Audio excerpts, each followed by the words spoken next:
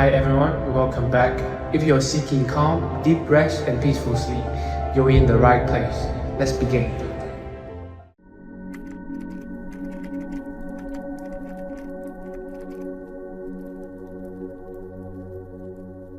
Thousands of years ago, ancient masters discovered something profound.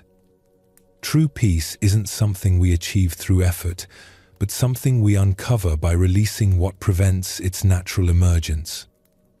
Tonight, we will journey through Buddhist tales that gently remind us of this truth. Before we begin, feel free to share what time it is and where you're listening from. The stories you'll hear tonight aren't complicated teachings or difficult concepts to master.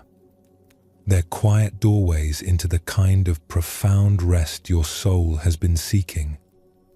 Each tale carries the wisdom of teachers who learned that peace doesn't come from solving every problem or controlling every outcome, but from discovering the stillness that's already here, waiting beneath the surface of our searching. Let your shoulders drop now. Feel your body growing heavier with each breath. Trust that the wisdom carried in these stories will continue working long after you've drifted into sleep. Relax. Take a slow, deep breath, and let's begin our journey together. Master Joshin ran a small temple high in the mountains where the air was crisp and clean. He was known throughout the region for his wisdom and gentle ways. The temple itself was simple, with polished wooden floors that gleamed in the morning light and paper windows that looked out at groves of bamboo that whispered in the mountain breeze. Every morning at sunrise, the monks gathered in the main hall for their morning meal. It was a peaceful time, when the only sounds were the soft rustle of robes and the gentle clink of wooden bowls being set in place. They sat on worn meditation cushions arranged around low wooden tables, their movements slow and mindful. The hall was spare and beautiful. Sunlight streamed through the windows in golden beams, illuminating motes of dust that danced in the still air. The scent of incense lingered faintly from the morning prayers, mixing with the aroma of fresh rice and green tea. But there was something unusual that every visitor noticed immediately. Next to Master Joshin's regular place at the head of the room, there was always an extra cushion. It sat there day after day, positioned exactly as if someone important were expected to arrive at any moment. This wasn't just any cushion either. It was identical to the master's own, covered in the same deep blue fabric, placed with the same careful precision. A ceramic bowl was set before it each morning, filled with the same simple rice the monks ate. Polished wooden chopsticks were laid beside the bowl. Even a small clay cup for tea was placed there, steam rising from its surface in the cool mountain air. Yet morning after morning, meal after meal, season after season, the cushion remained empty. No one sat there. The rice grew cold and was quietly removed. The tea was poured fresh each day, only to grow cold again. The chopsticks were never touched. The younger monks whispered about it in the garden as they swept leaves. Some thought it might be reserved for a distinguished teacher who was expected to visit someday. Others believed it was connected to some ancient ceremony they hadn't yet learned about. A few wondered if Master Joshin was beginning to show signs of age, perhaps forgetting to remove an extra place setting. But none dared to ask directly. Master Joshin was known for his patience with questions. He never made students feel foolish for not understanding something. Yet something about the empty cushion felt sacred, surrounded by an invisible boundary that shouldn't be crossed. The silence around it was deeper than the usual quiet of meditation, more profound than the hush that fell during evening prayers. One crisp autumn morning, when the maple trees outside had turned brilliant shades of red and gold, a young monk named Keitaro arrived at the temple. He was bright and eager, his eyes full of curiosity about everything he encountered. He had come from a large monastery in the valley below, where hundreds of students practiced together and every tradition was explained in careful detail by senior monks. Keitaro noticed the empty cushion immediately during his very first meal. His eyes kept drifting to it throughout that first breakfast. The untouched bowl bothered him. The unused chopsticks seemed to call out for explanation. By his third day, the mystery had begun to consume his thoughts. He found himself staring at the empty place during meals, trying to understand its significance. He watched Master Joshin for any sign of acknowledgement of the unused setting, but the old teacher ate his simple meals with complete equanimity, as if nothing unusual were present. After a full week of growing curiosity, Keitaro could no longer contain himself. The question felt like a stone in his chest that grew heavier each day. One morning after breakfast had ended and the other monks had dispersed to their various duties, he approached Master Joshin with careful steps. The old master was sitting quietly outside the hall on a wooden bench, watching clouds drift past the mountain peaks. His weathered hands rested peacefully in his lap, and his eyes held the deep calm that comes from years of meditation. Keitaro bowed deeply, his forehead nearly touching the ground. "Master," he said with great respect, "please forgive me for asking, but I must know. Why is there always an empty cushion at our table? Why do we set food there each day when no one sits there? The mystery is keeping me awake at night." The old master looked at him with kind eyes that seemed to hold depths Keitaro couldn't fathom. He was quiet for a long moment, and Keitaro could hear the wind moving through the pine trees that surrounded the temple. Finally, Master Joshin gestured to the space beside him on the bench. "Sit with me," he said gently. They sat together in comfortable silence. The morning sun warmed their faces, and somewhere in the distance, a temple bell chimed softly. Keitaro could feel his impatience slowly dissolving in the peaceful atmosphere. Finally, Master Joshin spoke, his voice barely above a whisper. "The cushion is for the part of me I haven't let go of yet." Keitaro's brow furrowed with confusion. "I don't understand, Master." "What part?" The old monk turned to look directly at him. "Every morning when I wake up, I think I am finished with ego. I think I have released all attachment to being someone special. I believe I have let go of pride, of the need to be seen as wise or holy or important." He paused, watching a bird land on a nearby branch. "But each day, as I move through my routines, I discover small pieces of self that I am still carrying. Some mornings I catch myself feeling proud of my years of practice. Other days I notice myself enjoying when visitors call me Master with great reverence. Sometimes I find satisfaction in being known as the wisest teacher in these mountains." Keitaro listened intently, beginning to glimpse the profound honesty in this admission. "Even the thought that I am humble," Master Joshin continued, "is a form of pride. Even believing I have achieved something through my spiritual practice is a way of holding on to being someone special. The cushion reminds me that there is always more ego to release, more attachment to dissolve, more ideas about myself to let go of." The young monk sat in stunned silence. He had never heard a teacher speak so openly about still having ego, still struggling with pride.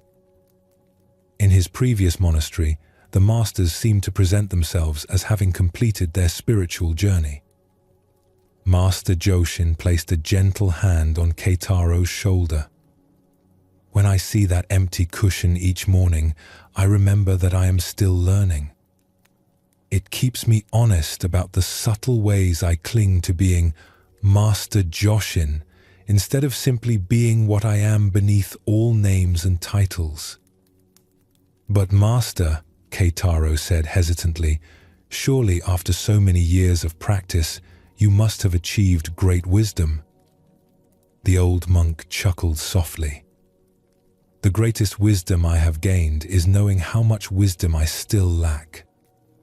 The empty cushion is my daily reminder that the path of letting go never truly ends. There is always something more to release. From that moment forward, Keitaro understood. The cushion wasn't strange or mysterious at all. It was profoundly honest. It was a daily acknowledgement that spiritual practice isn't about reaching some final state of perfection, but about continuously releasing the countless ways we try to be someone important. As the seasons changed and Keitaro settled into life at the mountain temple, he began to see his own invisible cushions. He noticed how he wanted the other monks to think he was intelligent during discussions of Buddhist texts. He observed his pleasure when Master Joshin praised his meditation posture. He caught himself comparing his progress to newer students and feeling superior. Each discovery was humbling, but also liberating. Instead of pretending these ego movements didn't exist, he could acknowledge them honestly, the way Master Joshin acknowledged his own ongoing attachments. One winter evening, as snow fell softly outside the windows, Keitaro was helping to serve the evening meal when he had a sudden realization. He saw that every person in the room, including himself, had their own invisible empty cushions. Everyone was carrying parts of themselves they hadn't yet released. Everyone was still attached to ideas about who they were or who they should become. The understanding brought him a deep sense of compassion, both for himself and for all the other struggling human beings trying to find peace. We were all in the same situation, all learning to let go, all discovering new layers of attachment just when we thought we were free. Years passed, and Keitaro's practice deepened. He learned to catch the subtle movements of ego more quickly, to release them more easily. But he never reached a point where they stopped arising entirely. The empty cushion teaching had prepared him for this reality. When Keitaro eventually became a teacher himself, he also kept an empty cushion at his table. New students would ask him about it with the same burning curiosity he had once felt, and he would share the teaching that had transformed his understanding of spiritual practice.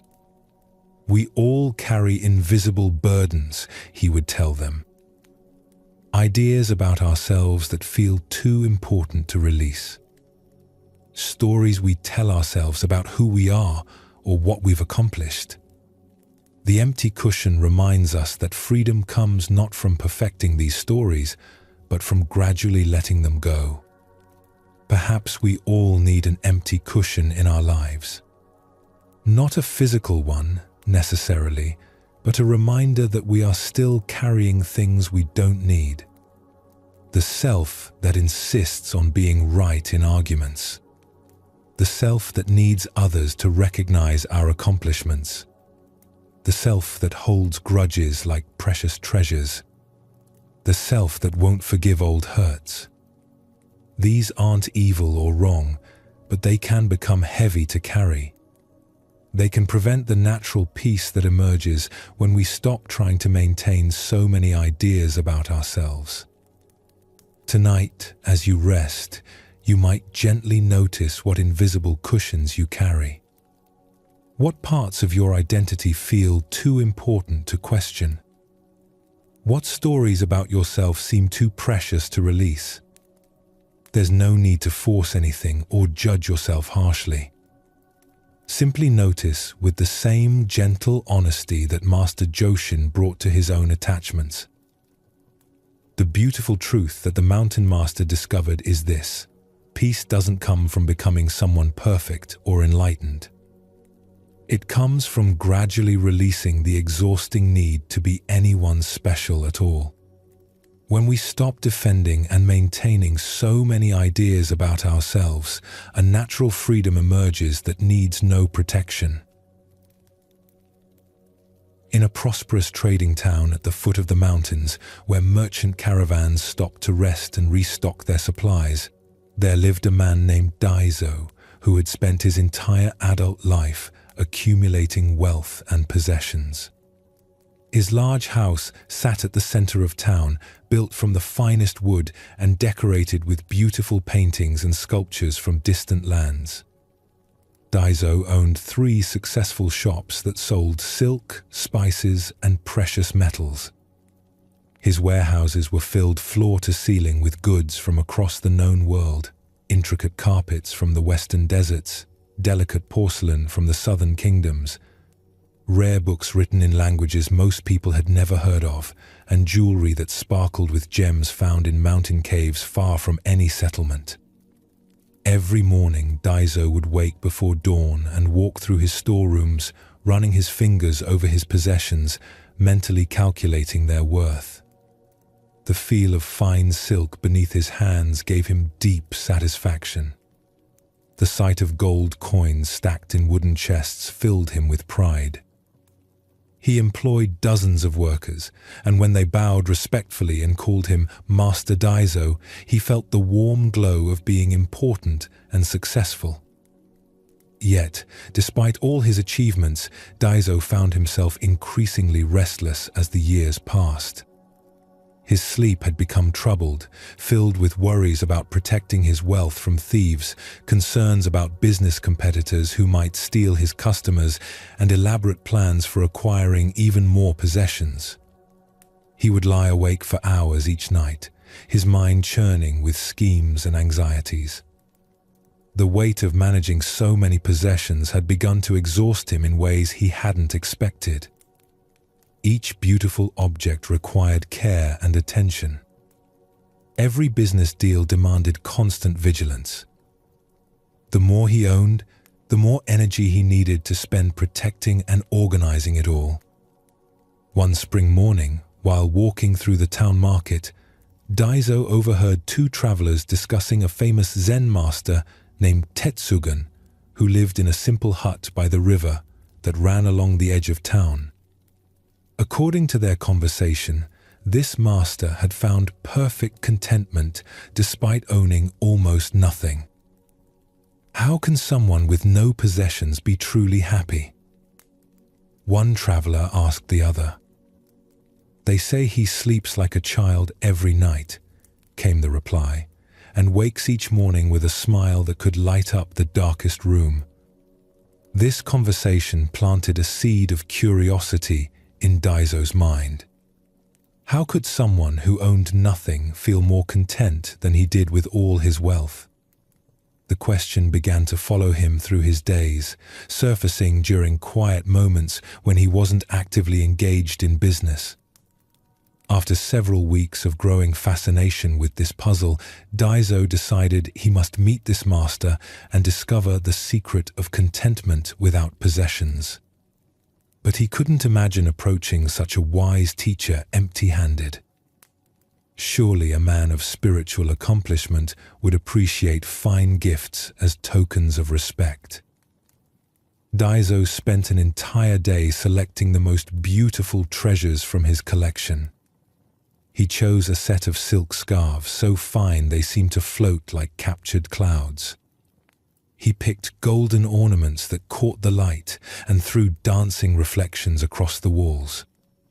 He selected his rarest incense, imported at great expense from monasteries in far-off mountains.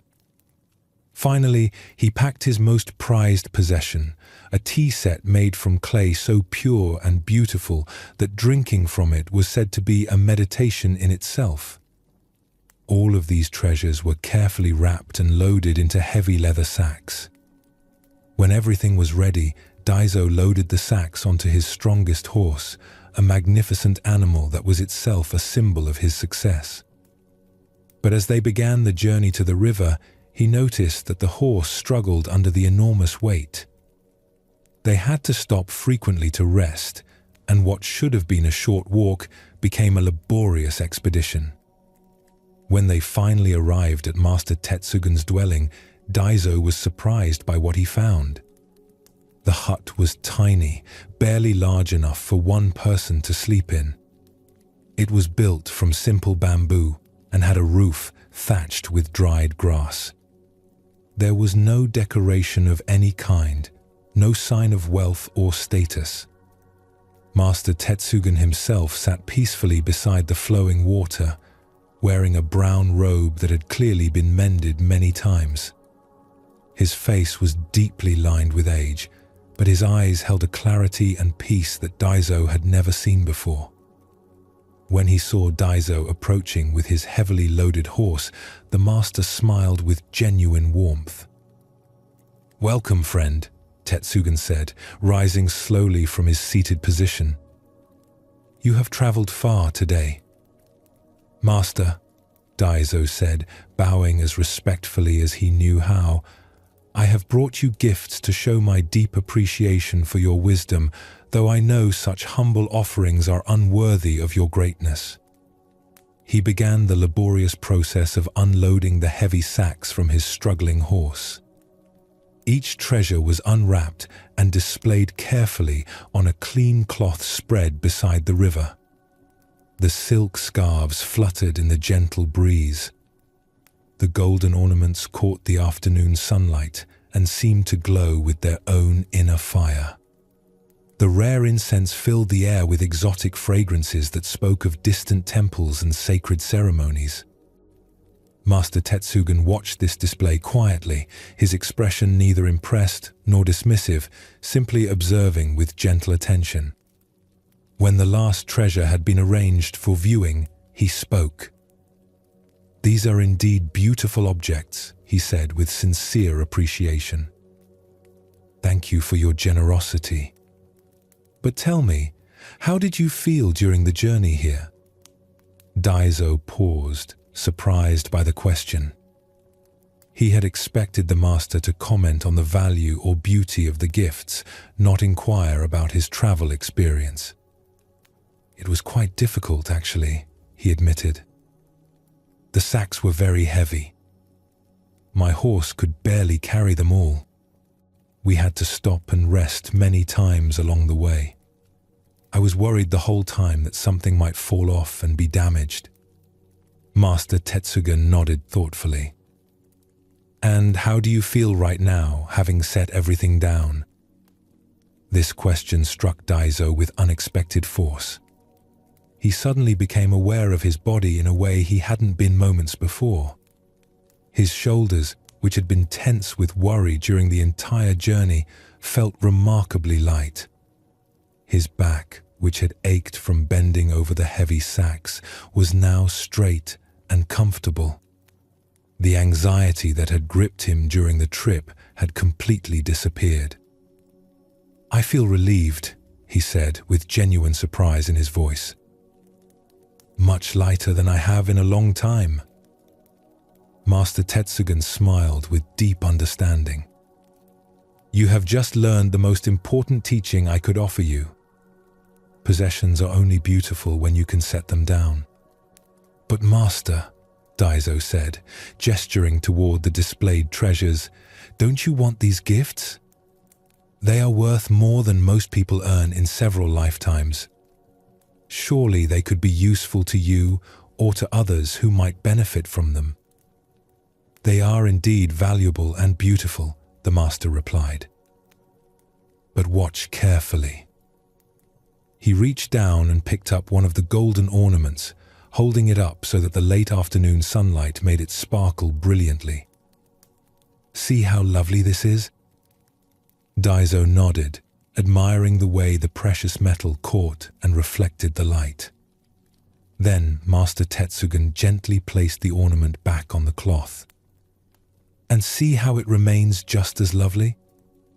I was able to enjoy its beauty completely without needing to possess it," My appreciation required no ownership. This simple demonstration puzzled Daiso deeply. In his world, enjoying beautiful things was inseparable from owning them. How could you truly appreciate something if it wasn't yours? The master seemed to understand his confusion. He gestured toward the river flowing beside them. "Do you own this water?" "No, of course not." No one can own a river. Yet can you not see how it sparkles in the sunlight? Can you not hear its gentle music as it flows over the stones? Can you not feel the cool, refreshing breeze it creates? Does your lack of ownership make any of these pleasures less real or less satisfying? For the first time, Daiso began to glimpse what the master was suggesting. He could indeed enjoy the river's beauty without possessing it.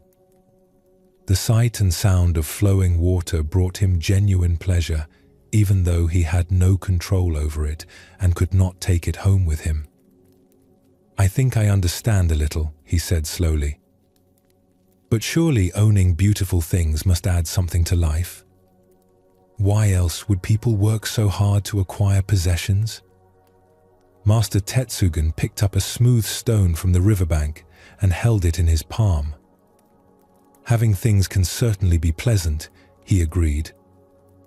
"But there is a crucial difference between having something and being had by it. When you must carry your possessions everywhere in your mind, constantly worrying about them, protecting them, organizing them, they begin to possess you more than you possess them." He tossed the stone gently into the water, where it disappeared with a small splash. True ownership means being able to let go when the time comes. When holding on to something becomes a burden, the wise person knows how to release it. The foolish person continues carrying unnecessary weight, growing more tired with each step. As the sun began to set, painting the sky in brilliant oranges and purples, Master Tetsugen invited Daiso to share his evening meal. The food was simple: rice, vegetables from a small garden behind the hut, and tea made from leaves the master had gathered himself from wild plants growing along the riverbank. As they ate together beside the flowing water, something remarkable happened to Daiso. He felt a quality of peace and contentment that he hadn't experienced since childhood. The simple food tasted more delicious than the elaborate banquets he regularly hosted. The plain tea was more refreshing than the rare and expensive varieties in his collection. The sound of the river and the sight of the first stars appearing in the darkening sky filled him with a joy that no possession had ever provided. "Master," he said quietly as they finished their meal, "I feel happier sitting here with you tonight than I have felt in my mansion surrounded by all my treasures. How is this possible? Why do you think that might be?" Tetsugen asked gently, neither confirming nor denying Daiso's observation. Daiso considered the question carefully. "I suppose it's because right now I'm not worried about protecting anything. I'm not thinking about what I might lose or what I still need to acquire. I'm not planning or scheming or calculating. I'm simply here, enjoying what's present." The master nodded approvingly. "You have discovered something profound. Peace doesn't come from having more. It comes from needing less. Happiness isn't found in accumulation, but in appreciation of what's already here." They sat in comfortable silence as night fell completely around them. The river continued its eternal song, and somewhere in the distance, an owl called softly to its mate. Daiso felt his mind growing quiet in a way it hadn't in years. When morning came, Daiso made a decision that surprised even himself. He asked Master Tetsugen not to keep the treasures he had brought, but to use them to help people in need. The silk scarves could warm those who had no proper clothing. The golden ornaments could be traded for food for hungry families. The precious tea set could be used to serve simple meals to travelers who had no place to rest. But these treasures represent years of work, Master Tetsugen observed. Are you certain you want to give them away? Daiso looked at the carefully arranged gifts, then at his horse, no longer burdened by their weight. He thought of the journey here, how heavy and difficult it had been, and how light and free he felt now. I'm more certain of this than I have been of anything in a long time, he replied. These treasures have taught me their greatest lesson by helping me understand what I don't need to carry. He loaded his empty sacks onto his horse and prepared to return home. The animal moved with an energy and grace that had been impossible the day before. The journey that had been such a struggle became a pleasant ride through beautiful countryside that Daiso actually noticed for the first time in years. When he arrived back in town, something fundamental had shifted in his relationship with his possessions. He still conducted his business and took care of his responsibilities, but the desperate need to accumulate more had disappeared. He began giving away items from his storerooms to people who needed them more than he did. His neighbors noticed the change immediately. Where once Daiso had seemed driven and anxious, always rushing from one deal to the next, now he appeared calm and present. He would take time to speak with his workers about their families instead of focusing only on productivity. He would pause to appreciate the beauty of goods in his shops instead of seeing them only as sources of profit. When people asked what had happened to transform him so dramatically, Daiso would tell them about his encounter with Master Tetsugen and the day he learned to set down his heavy sacks. I discovered that true wealth isn't having everything you want, he would say. It's wanting nothing more than what you have. The heaviest burdens we carry are often the ones we choose to pick up. Word of Daiso's transformation spread throughout the region, and people began coming to him for advice about finding happiness and contentment. He would share the simple wisdom he had learned by the river, that possessions are most beautiful when we can appreciate them without clinging to them, and that the greatest luxury is the freedom to travel light through life. Years passed, and Daiso became known not for his wealth, but for his wisdom and generosity. His sleep became peaceful again, untroubled by worries about protecting possessions or acquiring more. He had learned that security comes not from having more, but from needing less. Both Master Joshin with his empty cushion and the merchant Daiso discovered the same profound truth. Freedom comes not from accumulating more, but from releasing what we think we cannot live without. Whether it's ideas about ourselves or material possessions, the things we cling to most tightly often become the very chains that prevent our natural peace from emerging. This teaching from Zen Buddhism offers profound medicine for our restless modern lives. We are conditioned to believe that happiness comes from getting more recognition, more security, more control, more possessions, more achievements. But the mountain masters discovered the opposite truth. Contentment comes from learning to travel light. Tonight, as you prepare for the deep rest your body craves, notice what you might be carrying that you don't actually need. What mental burdens feel too important to set down? What worries are you clutching as if they were precious treasures? What ideas about yourself seem too valuable to question? Just as Daiso felt profound relief when he unloaded his heavy sacks, you too can experience the lightness that comes from letting go. You don't have to solve this through effort or force. Simply allowing your awareness to notice what you're carrying is often enough to begin the natural process of release. The Zen masters understood that we are not our possessions, our achievements, our roles, or even our thoughts about ourselves. We are the spacious awareness that can hold all these things lightly, appreciating their beauty when they're present and remaining peaceful when they're gone. In the gentle darkness of sleep, this awareness naturally returns to its original freedom. All the things you think you must carry, all the burdens you believe are too important to release, naturally dissolve into the peaceful emptiness from which they first arose. Allow yourself to rest in this spacious peace now. Let your breathing become slow and natural. Feel your body releasing completely into the support beneath you. Trust that the most valuable aspects of who you are cannot be lost because they were never separate from your true nature to begin with. The empty cushion and the merchant's heavy sacks both point to the same liberating truth. You are already free. You have always been free. The only thing preventing you from experiencing this freedom is your belief that you must carry burdens that were never really yours to begin with.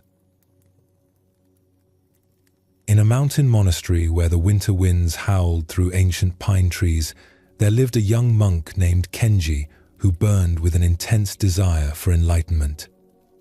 He had come to the temple 2 years earlier, leaving behind his family's farm and his comfortable life in the valley below, driven by an unshakable conviction that he was meant for something greater than ordinary existence. From his very first day at the monastery, Kenji threw himself into spiritual practice with a determination that impressed even the most dedicated senior monks. While others slept, he would rise at 3 a.m. to sit in meditation in the cold meditation hall, his breath visible in the frigid air. The wooden floors were so cold they seemed to burn his bare feet, but he endured the discomfort as a test of his commitment. During the day, when other monks took breaks between their duties, Kenji would find a quiet corner and continue his meditation practice. He would sit motionless for hours, his back rigid with effort, fighting against every wandering thought that arose in his mind. When his legs became numb from sitting in the traditional posture, he would remain seated until the pain became almost unbearable, believing that such endurance would accelerate his spiritual progress. Kenji also pushed himself to fast regularly, eating only one small meal each day while the other monks ate their normal portions. He had read stories of ancient masters who achieved enlightenment through extreme austerity, and he was determined to prove his seriousness through similar sacrifice. His body grew thin and his face became gaunt, but he took pride in his apparent dedication. The more intensely Kenji practiced, however, the more agitated and restless he became. Instead of finding the peace he sought, his mind seemed to race even faster than before. His meditation sessions became battles against his own thoughts, exhausting struggles that left him feeling defeated rather than enlightened. His sleep became fitful and disturbed, filled with dreams of failing to achieve the spiritual heights he desperately wanted to reach. Other monks began to notice Kenji's deteriorating condition. His eyes, which had once sparkled with enthusiasm, now appeared strained and tired. His movements, once fluid and graceful, became jerky and tense. During group discussions of Buddhist teachings, he would ask frantic questions about how to meditate more effectively, how to empty his mind more completely, how to force himself into states of enlightenment. After months of this intensifying struggle, Kenji's frustration reached a breaking point. One evening, after a particularly difficult meditation session, he approached Master Endo, the elderly abbot who was renowned throughout the region for his gentle wisdom and profound understanding. Master Endo was sitting quietly in his simple quarters, sipping tea and watching the evening light fade behind the mountains. His presence radiated the very peace that Kenji had been desperately trying to achieve through his intense efforts.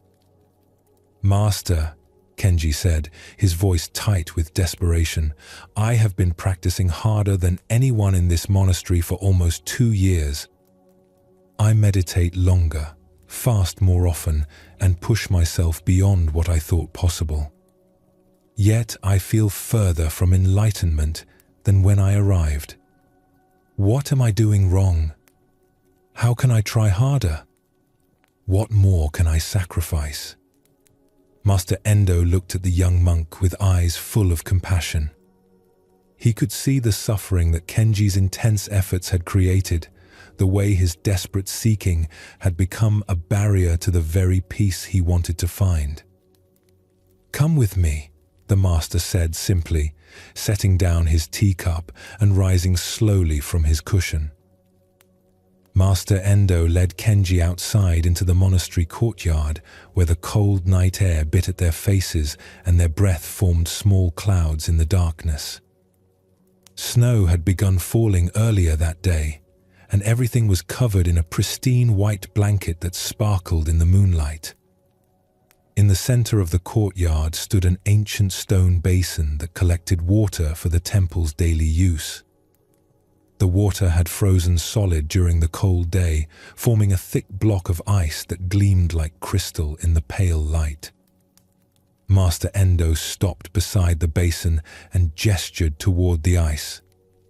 "Kenji," he said gently, "I want you to melt this ice with your bare hands." Kenji looked confused but was eager to prove his dedication.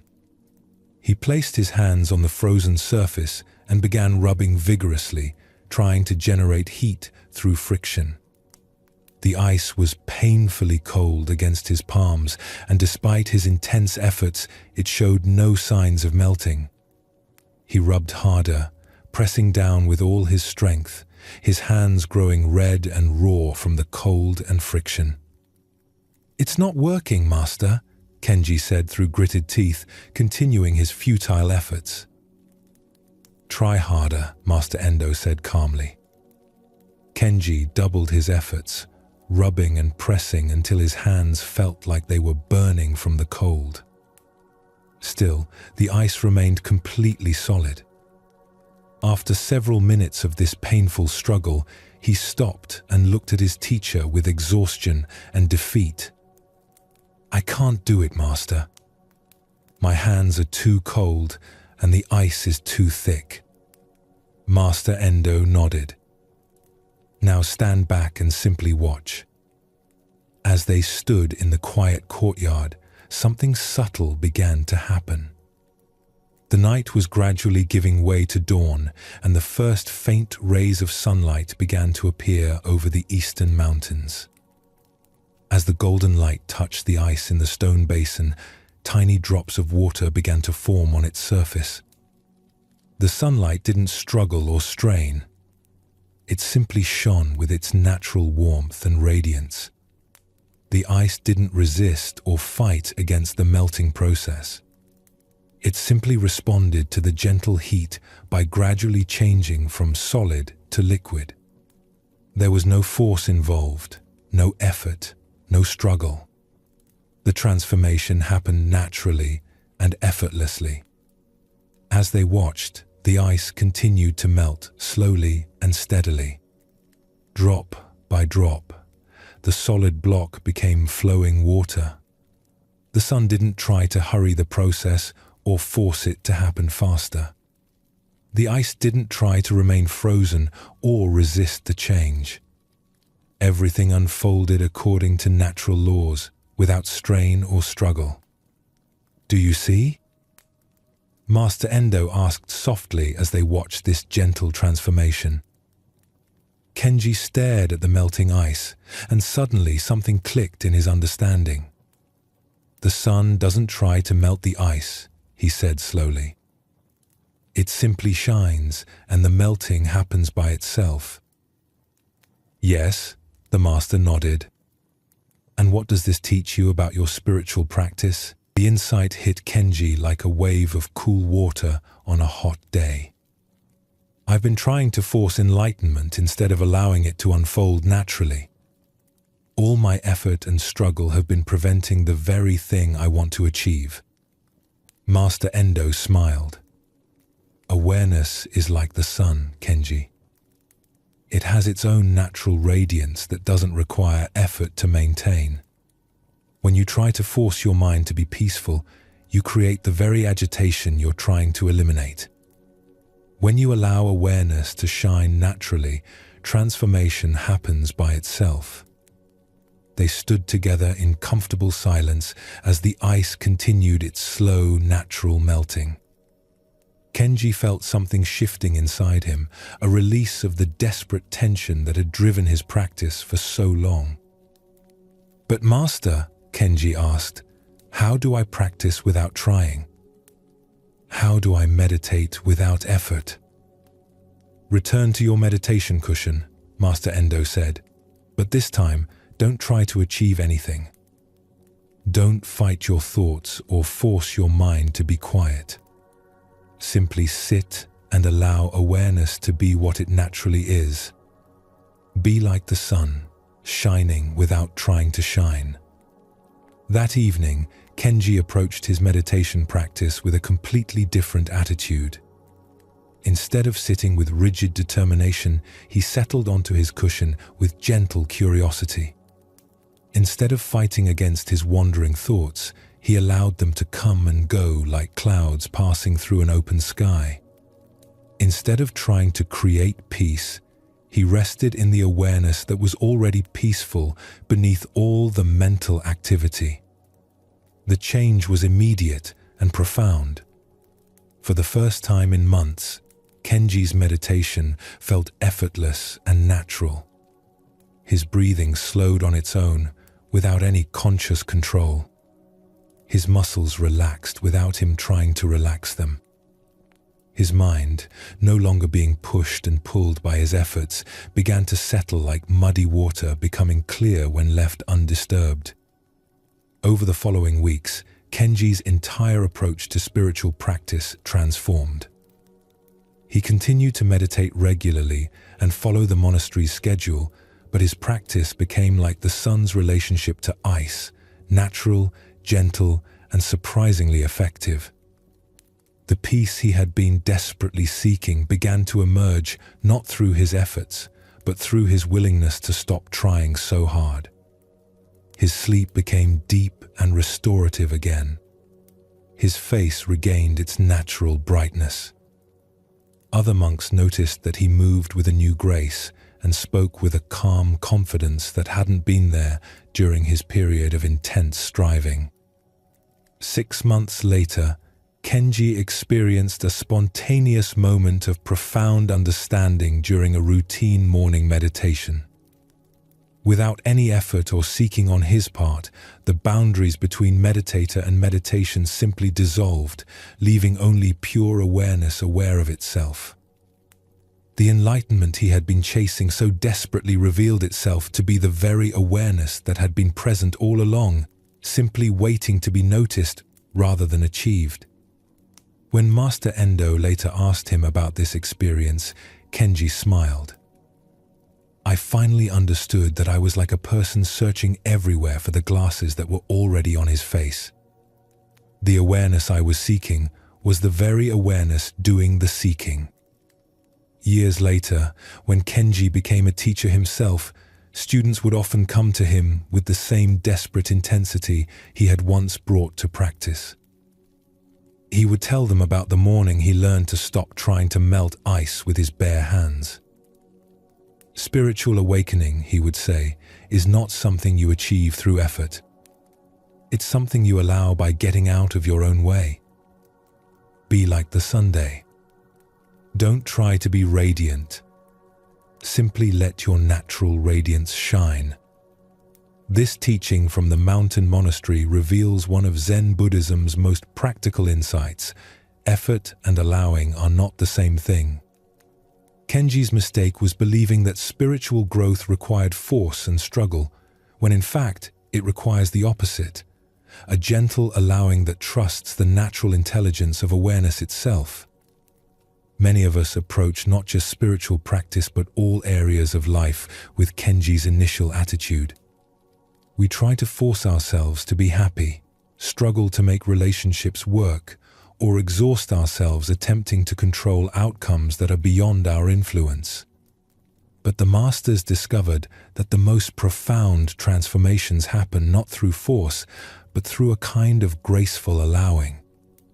This doesn't mean becoming passive or giving up on goals and aspirations. The sun is incredibly active in its shining, but it doesn't strain or struggle to produce light. Similarly, we can engage fully with life while learning to work with natural processes rather than against them. Tonight, as you rest, you might notice areas where you've been trying too hard. Where in your life are you attempting to melt ice with your bare hands instead of trusting the gentle warmth of natural processes?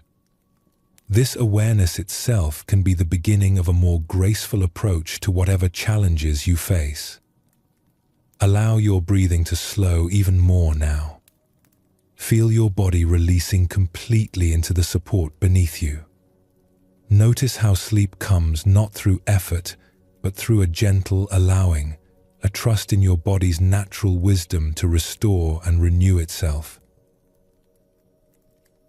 In a peaceful valley where a clear stream wound between rice fields and vegetable gardens, there lived a man named Hiroshi who had inherited his family's farm from his father and grandfather before him.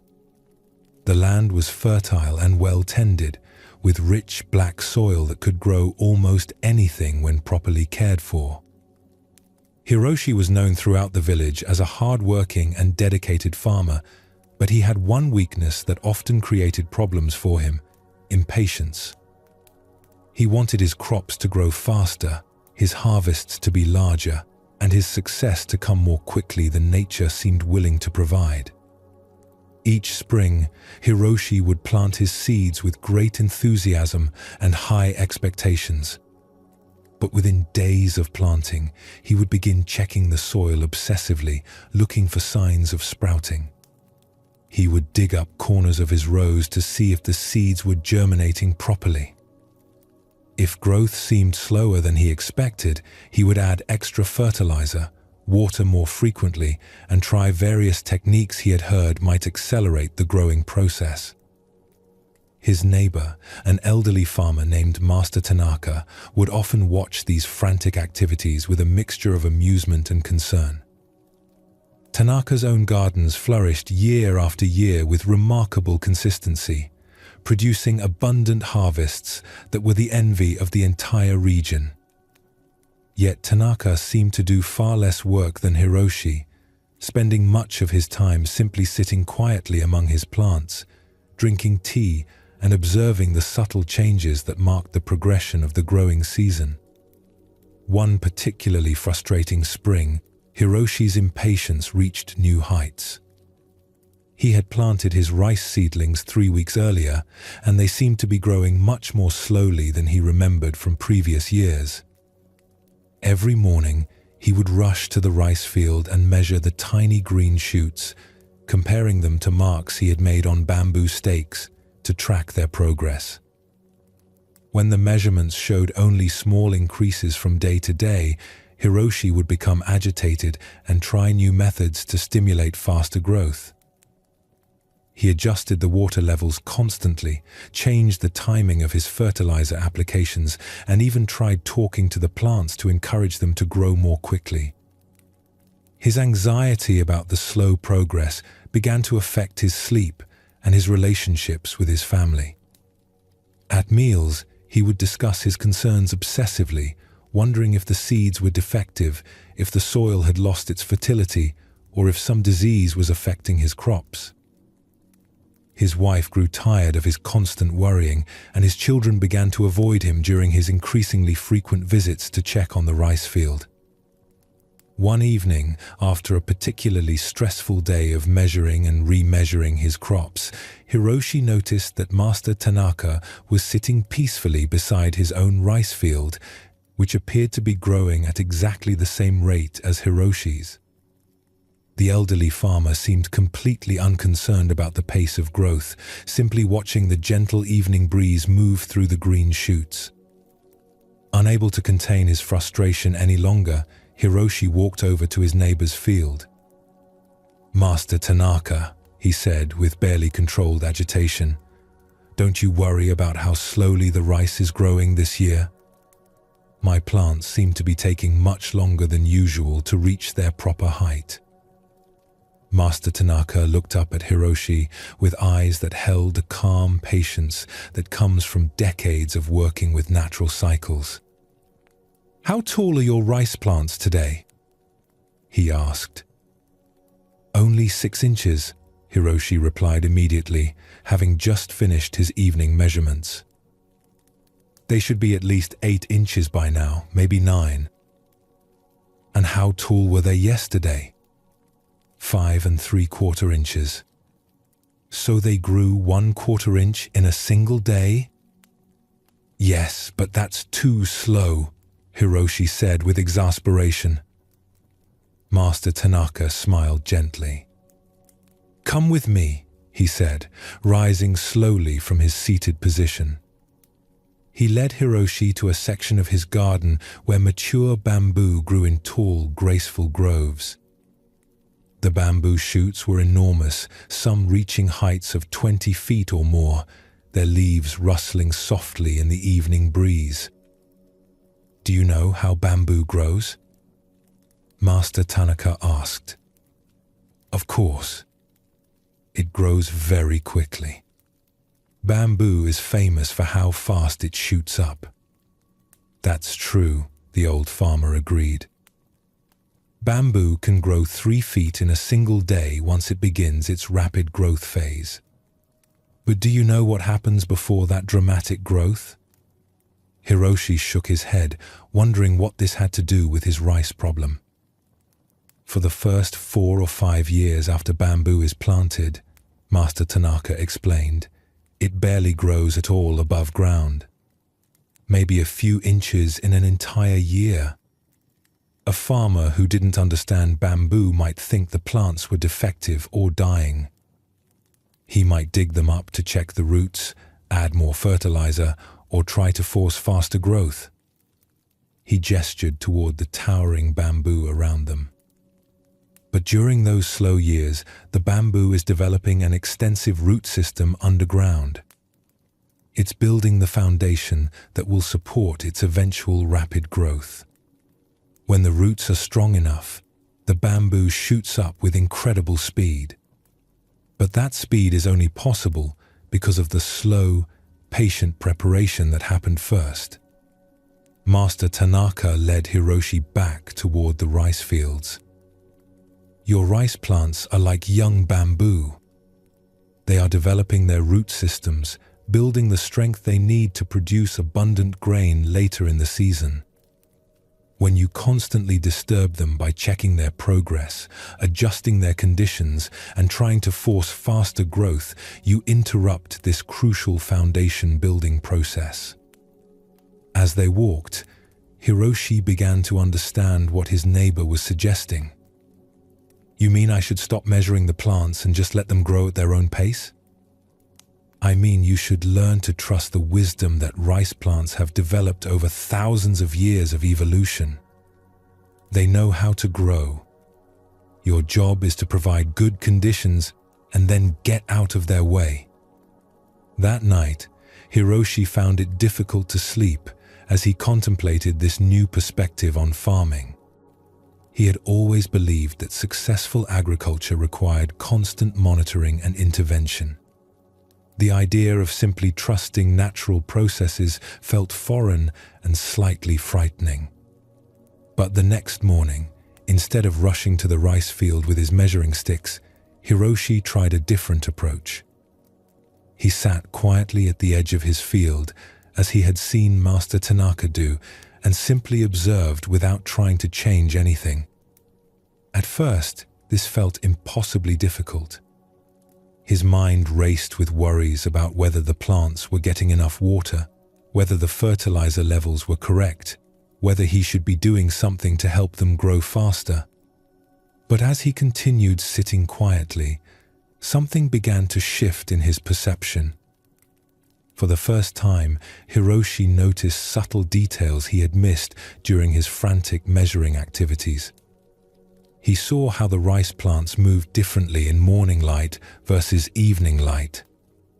He observed the way individual shoots seemed to pulse with almost invisible growth. He noticed that the plants that were slightly larger were not necessarily healthier than their smaller neighbors. Most importantly, he began to sense that the rice field was alive with its own intelligence, responding to factors far more complex than anything he could control or measure. The plants were engaged in a sophisticated dance with soil, water, sunlight, and air that had been perfected over millennia of evolution. As days passed and Hiroshi continued his new practice of observant waiting rather than anxious intervention, something remarkable happened. His stress about the slow growth disappeared, replaced by a sense of wonder at the intricate processes he was witnessing.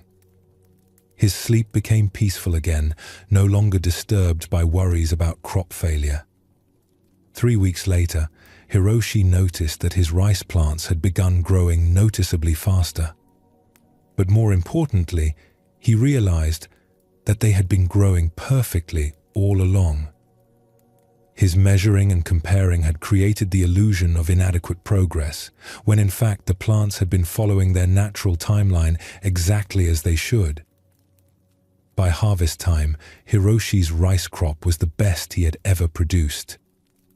But the greater harvest was the understanding he had gained about working with natural processes rather than against them.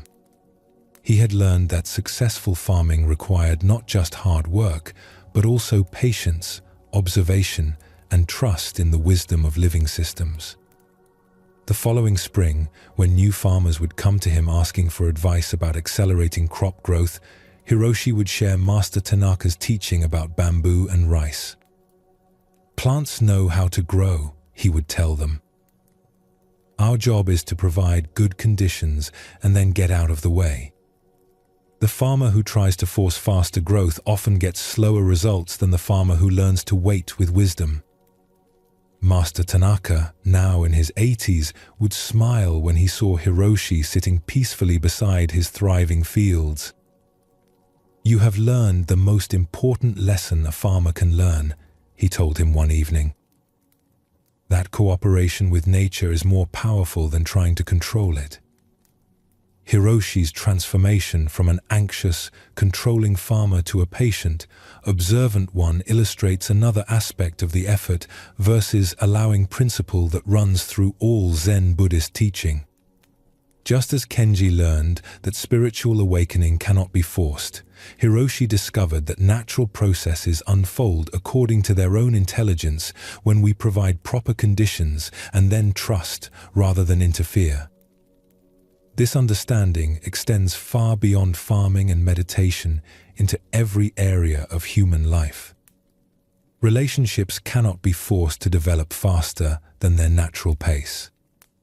Healing from illness or emotional trauma follows its own timeline that cannot be hurried through willpower alone. Even learning new skills requires a balance of appropriate effort and patient allowing for integration to occur. The bamboo teaching that Master Tanaka shared reveals something profound about how growth actually happens. The most dramatic periods of development often require long phases of invisible preparation. A student may study for months without feeling much progress, then suddenly experience rapid improvement when all their patient practice comes together. A person working through grief may feel stuck for a long time before experiencing a breakthrough in healing. In our culture, we often want everything to happen quickly and visibly. We measure progress constantly and become frustrated when change doesn't occur on our preferred timeline. But the masters of Zen Buddhism understood that the deepest transformations happen slowly and often invisibly, like bamboo developing its root system underground. Tonight, as you prepare for the natural restoration that sleep provides, you might reflect on areas of your life where you've been trying to force growth or change.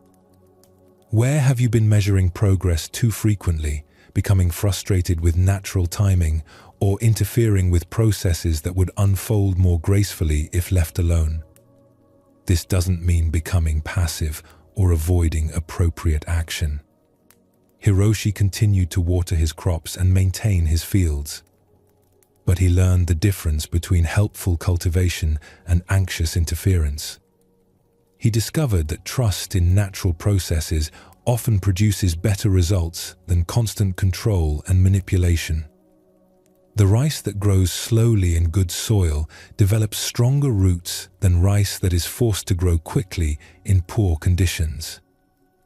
Similarly, the insights that arise naturally in a peaceful mind often prove more stable and transformative than understandings that are forced through intense mental effort. Both Kenji the monk and Hiroshi the farmer learned that their role was not to make things happen through force, but to create conditions where natural intelligence could express itself freely. In meditation, this means providing the conditions of stillness and attention while allowing awareness to reveal its own nature. In farming, it means providing good soil, water, and care while trusting plants to grow according to their own wisdom. As you settle into sleep tonight, you can practice this same principle.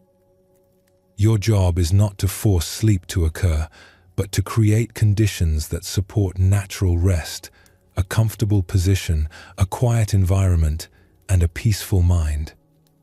Then you can trust your body's ancient wisdom to guide you into the restoration you need. Let your breathing become even slower and deeper now. Feel your body releasing completely into relaxation. Notice how sleep, like enlightenment and like bamboo growth, cannot be forced but comes naturally when conditions are right and we stop interfering with the process. The sun melts ice through gentle radiance, not through struggle. Rice grows through patient unfolding, not through anxious pushing. Your own peace emerges through allowing rather than effort, through trust rather than control. Rest deeply in this understanding, knowing that the same natural intelligence that guides plants and planets is always available to guide your own journey toward freedom and peace. In Zen Buddhism, this principle of allowing rather than forcing extends to our entire approach to life and awakening. The path is not about becoming someone different through great effort, but about removing the obstacles that hide what we already are beneath all our trying. Like Kenji's awareness and Hiroshi's rice plants, your own deepest peace is already present, already growing, already perfect in its own natural timing. In a prosperous kingdom nestled between great rivers and fertile plains, there ruled a man named Emperor Akihiko, who possessed everything a person could reasonably want. His palace was magnificent, built from rare woods and decorated with treasures from across the known world. His gardens were famous for their beauty, designed by master craftsmen who had created landscapes that seemed to capture pieces of paradise on earth. Akihiko commanded the respect of neighboring rulers, the loyalty of his subjects, and the admiration of scholars and artists who traveled great distances to visit his court. His treasury was filled with gold and precious stones. His armies were strong and disciplined. His harvests were abundant year after year, ensuring that his people lived in prosperity and peace. Yet despite all these blessings, Emperor Akihiko felt a persistent emptiness that he could not understand or resolve. In quiet moments between the ceremonies and responsibilities of rulership, a question would arise in his mind that seemed to grow more urgent with each passing year. What is the real meaning of existence? What truth lies beneath all these temporary pleasures and achievements? This question began to haunt the emperor's days and disturb his nights. He would walk through his beautiful gardens in the evening, surrounded by flowering trees and the gentle sound of fountains, yet feeling as if something essential was missing from his life. He would sit in his luxurious chambers, looking out at his vast kingdom, and wonder if there was some deeper purpose to life that his wealth and power had somehow prevented him from discovering. Determined to find an answer, Emperor Akihiko summoned the wisest teachers from throughout his realm. Philosophers came from distant universities to share their theories about the nature of reality.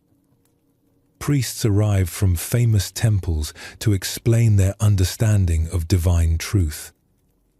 Scholars brought ancient texts that promised to reveal the secrets of existence. Mystics offered complex practices that they claimed would lead to ultimate understanding. Each teacher spoke eloquently and at great length, presenting elaborate explanations and sophisticated concepts. But somehow, none of their words satisfied the deep longing in the emperor's heart. Their teachings felt like beautiful clothing that didn't quite fit, impressive structures that didn't quite shelter what he was seeking to protect. After months of these disappointing consultations, Emperor Akihiko had almost given up hope of ever finding a real answer to his question. Then one afternoon, as he sat alone in his private garden feeling discouraged about his failed search, a humble figure appeared at the garden gate. It was an old monk dressed in the simplest possible robes, brown cloth that had been patched and mended many times. His few possessions fit in a small cloth bag slung over his shoulder. His sandals were worn thin from long walking, and his face was weathered by years of exposure to sun and wind. Yet his eyes held a quality of peace and clarity that immediately caught the emperor's attention. "Your Majesty," the monk said, bowing respectfully but without the elaborate ceremony that court visitors usually displayed, "I have heard that you seek to understand the true nature of existence." Emperor Akihiko looked at this simple traveler with a mixture of hope and skepticism.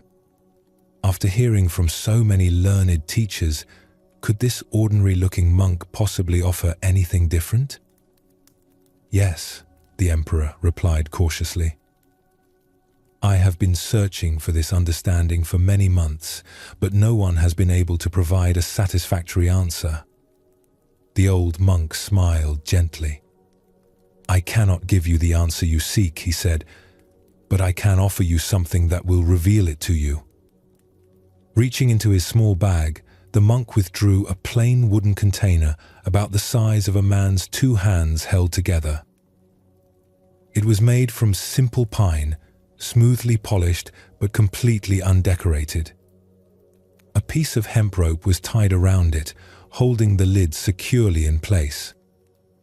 "This container holds the truth you are seeking," the monk said, offering it to the emperor.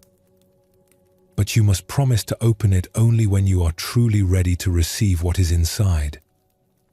Emperor Akihiko took the container, surprised by how light it felt in his hands. "How will I know when I am ready?" The monk's eyes twinkled with gentle wisdom. "You will know," he said simply. "Do not rush this moment. The truth inside will wait patiently for you to be prepared to receive it." With that, the old monk bowed once more and walked away, disappearing down the road that led away from the palace. Emperor Akihiko never saw him again, but he would remember that peaceful presence for the rest of his life. The emperor took the sealed container to his private chambers and placed it on a special stand beside his bed. For days, he stared at it with intense curiosity, his hands itching to untie the rope and discover what profound truth lay hidden inside. The container seemed to emanate a quiet mystery that filled his thoughts during the day and invaded his dreams at night. What could be inside something so small, yet supposedly so significant? Perhaps it contained a scroll with ancient wisdom written by enlightened masters. Maybe it held a sacred object that would instantly transform his understanding. It might contain some rare substance that would open his mind to higher truths. But something in the monk's voice held him back from opening it immediately. only when you are truly ready." The words echoed in his memory. What did it mean to be ready? How would he recognize this readiness when it came? Weeks passed, then months. The container remained sealed on its stand, becoming a constant presence in the emperor's daily life. He would touch it gently each morning when he woke and each evening before sleep, feeling its smooth wooden surface and wondering about its contents. Sometimes he would hold it to his ear, listening for any sound from within, but it remained completely silent. As time went on, Emperor Akihiko's life continued with its usual responsibilities and pleasures, but something had shifted in his relationship to these experiences.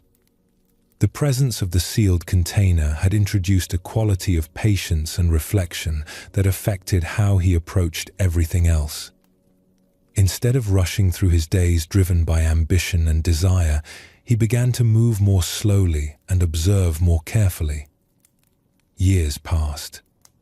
The emperor aged, his hair growing grey and his face developing the lines that come from decades of both joy and sorrow.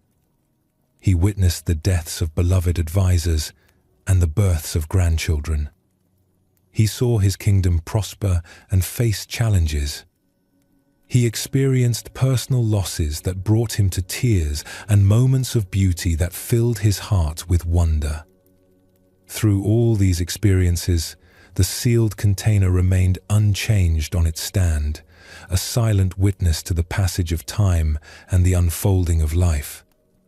Emperor Akihiko would often look at it during difficult periods, drawing comfort from its steady presence and the promise it held of eventual understanding. One quiet winter evening, when the emperor was well into his 70s, he sat alone in his chambers watching snow fall past his window. The palace was peaceful, his kingdom was secure, and his family was healthy. Yet, as he looked at the sealed container in the soft lamplight, he felt a deep sense of completion that he had never experienced before. For the first time since receiving the container, Emperor Akihiko felt no urgent desire to discover its contents. He was no longer driven by the desperate seeking that had once consumed him. The question about the meaning of existence hadn't been answered, but somehow it no longer felt like a problem that needed solving. "Now," he whispered to himself, "I am ready." With hands that had grown gentle with age, Emperor Akihiko carefully untied the hemp rope that had secured the container for so many years. His heart beat steadily, but without the frantic excitement he had expected to feel at this moment. He lifted the wooden lid slowly and looked inside. The container was completely empty. At first, the emperor simply stared into the hollow space, his mind trying to process what he was seeing. Had the monk deceived him? Was this some kind of joke? Had something been lost over the years? But as he continued looking into the empty container, something extraordinary began to happen. Instead of feeling disappointed or angry, Emperor Akihiko began to laugh. Not with bitterness or frustration, but with a joy so deep and pure that it seemed to come from the very core of his being. In that moment of seeing nothing, he understood everything. The truth he had been seeking was not something that could be contained in any object, no matter how precious or sacred. It was not hidden in texts or teachings or practices. It had been present in every moment of his searching, in every experience of his life, in every breath he had taken while wondering about the meaning of existence. The emptiness in the container was not the absence of truth, but the presence of something too vast and immediate to be captured or stored.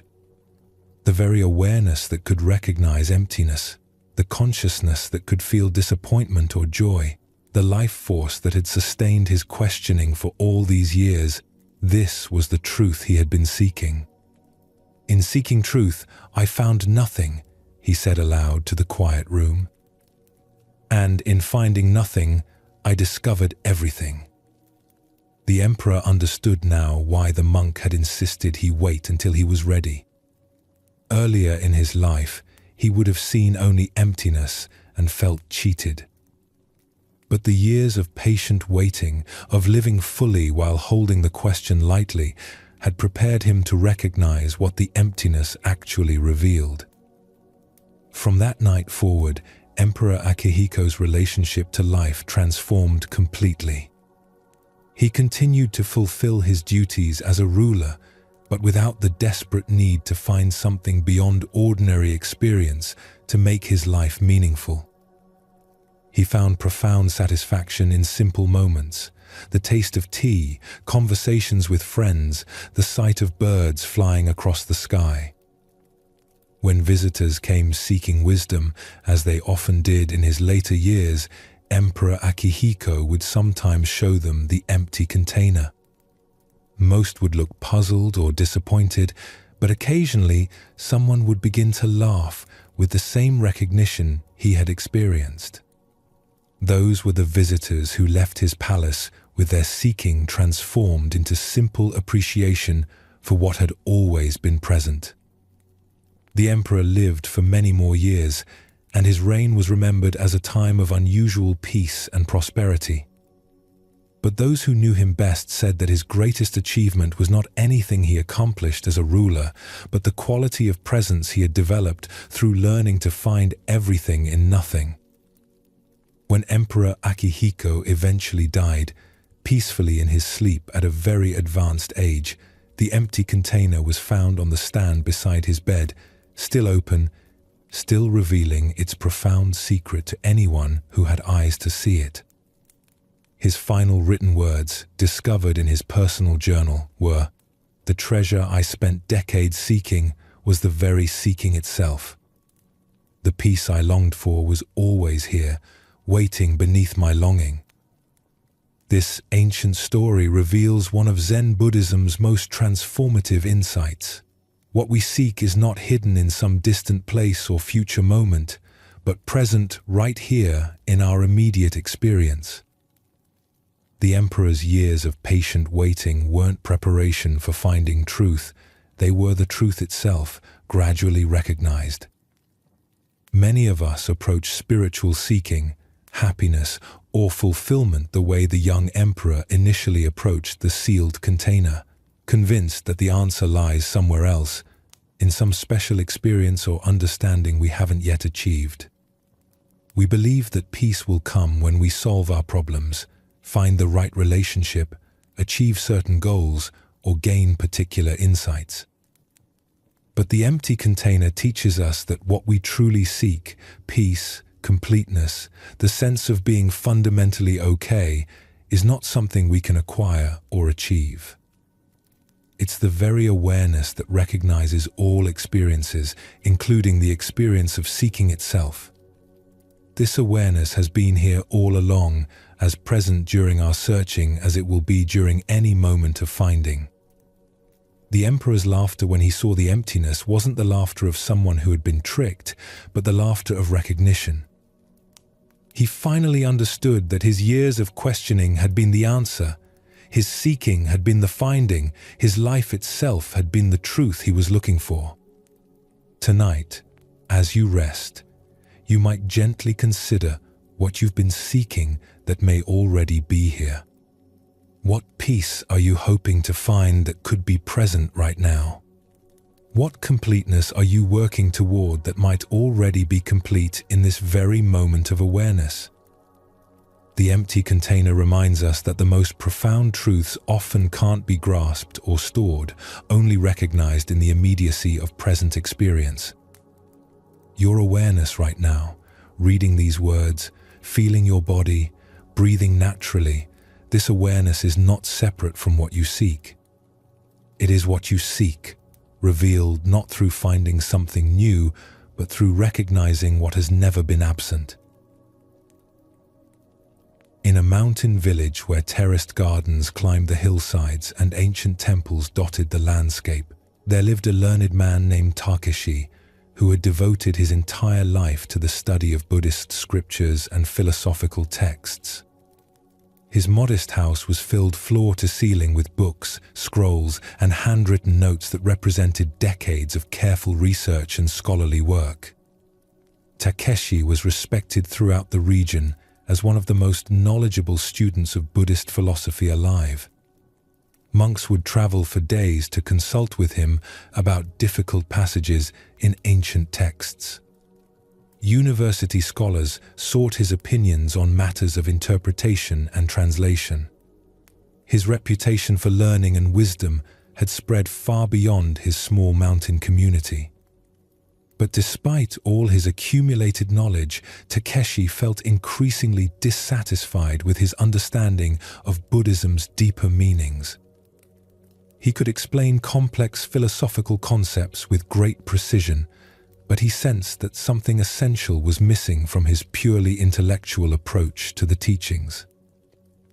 The more he studied, the more he became convinced that there must be some special text, some hidden teaching, some secret knowledge that would finally complete his understanding and give him the direct experience of enlightenment that had somehow eluded him despite his years of careful study. Takeshi had heard legends of a mysterious text called the Sutra of Complete Understanding that was said to contain the final secrets of Buddhist realization. According to these stories, the sutra had been written by an enlightened master centuries ago and hidden away in a remote monastery to protect it from those who weren't ready to receive its powerful teachings. The legend claimed that anyone who read this text would immediately achieve perfect enlightenment, understanding in an instant what normally took lifetimes of practice to realize. Many scholars had searched for the sutra over the centuries, but none had ever found it or even proven that it actually existed. Despite the uncertain nature of these stories, Takeshi became obsessed with locating this legendary text. He spent months researching historical records, looking for any mention of where the sutra might be hidden. He interviewed elderly monks who might have heard stories about its location. He studied maps of ancient monasteries and planned expeditions to remote temples that might house such a precious document. Finally, after nearly a year of investigation, Takeshi discovered a reference in an obscure historical chronicle that suggested the Sutra of Complete Understanding might be hidden in a monastery built into the cliffs of a nearly inaccessible mountain peak 3 days' journey from his village.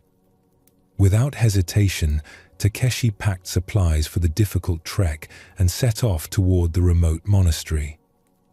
The journey was treacherous, requiring him to follow barely visible paths along steep mountainsides and cross rushing streams on fallen logs. His scholar's hands, soft from years of handling books rather than tools, became blistered and raw from gripping rocks and climbing ropes. When he finally reached the monastery, Takeshi was exhausted but filled with excitement. The building was indeed ancient, carved directly into the rock face of the mountain and accessible only by a narrow ledge that required careful navigation. Only 3 elderly monks lived there, maintaining the simple buildings and tending a small garden that somehow thrived despite the harsh conditions.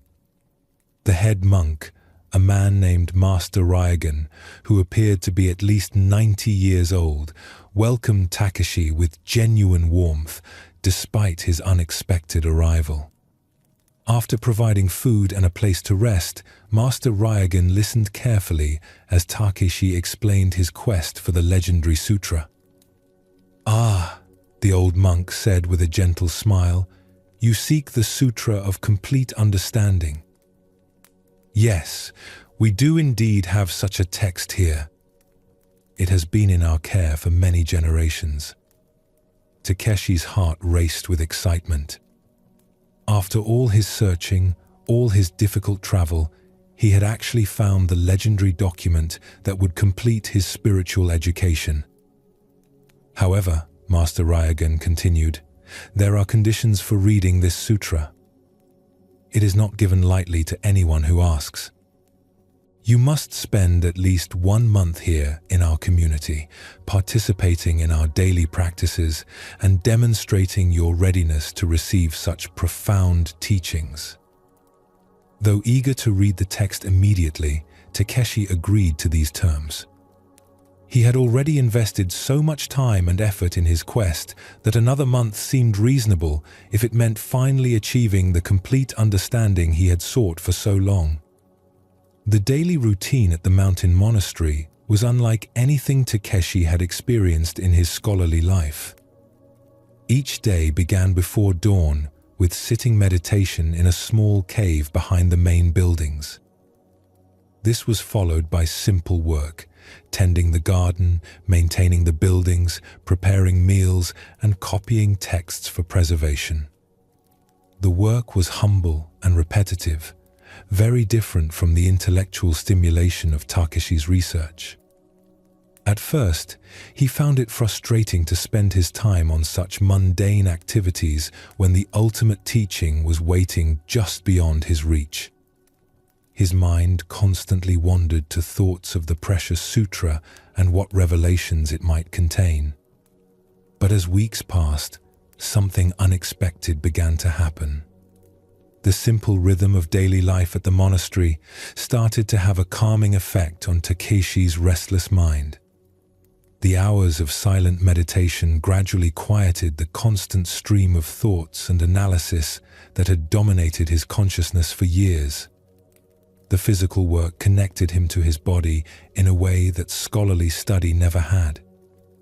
Most surprisingly, Takeshi found himself experiencing moments of profound peace and clarity that had nothing to do with reading or understanding anything. During morning meditation, awareness would sometimes expand beyond the boundaries of his usual thinking, revealing a spaciousness that felt more real and immediate than any concept he had ever studied. One evening near the end of his month-long stay, as Takeshi sat outside the monastery watching the sun set behind distant peaks, he realized that something fundamental had shifted in his relationship to seeking and finding.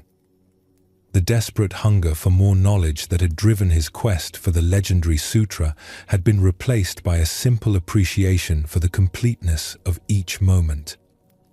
That night, Master Ryogen approached him with a knowing smile. "Tomorrow you will have been with us for exactly 1 month," the old monk said. "Are you ready to receive the Sutra of Complete Understanding?" "Yes, Master," Takeshi replied, though he noticed that his earlier excitement had been replaced by a curious sense of calm anticipation. The next morning, Master Ryogen led Takeshi to a special room deep within the monastery that served as a library and meditation hall. Ancient texts lined the walls, and the air was filled with the faint fragrance of incense that had been burned there for countless years. In the center of the room, on a simple wooden stand, sat an ornate box made from precious wood and decorated with intricate carvings. The Sutra of Complete Understanding, Master Ryogen announced solemnly, has been kept in this box for over 400 years, waiting for someone truly ready to receive its teachings. With great ceremony, the old monk opened the beautiful box and withdrew what appeared to be a scroll wrapped in the finest silk.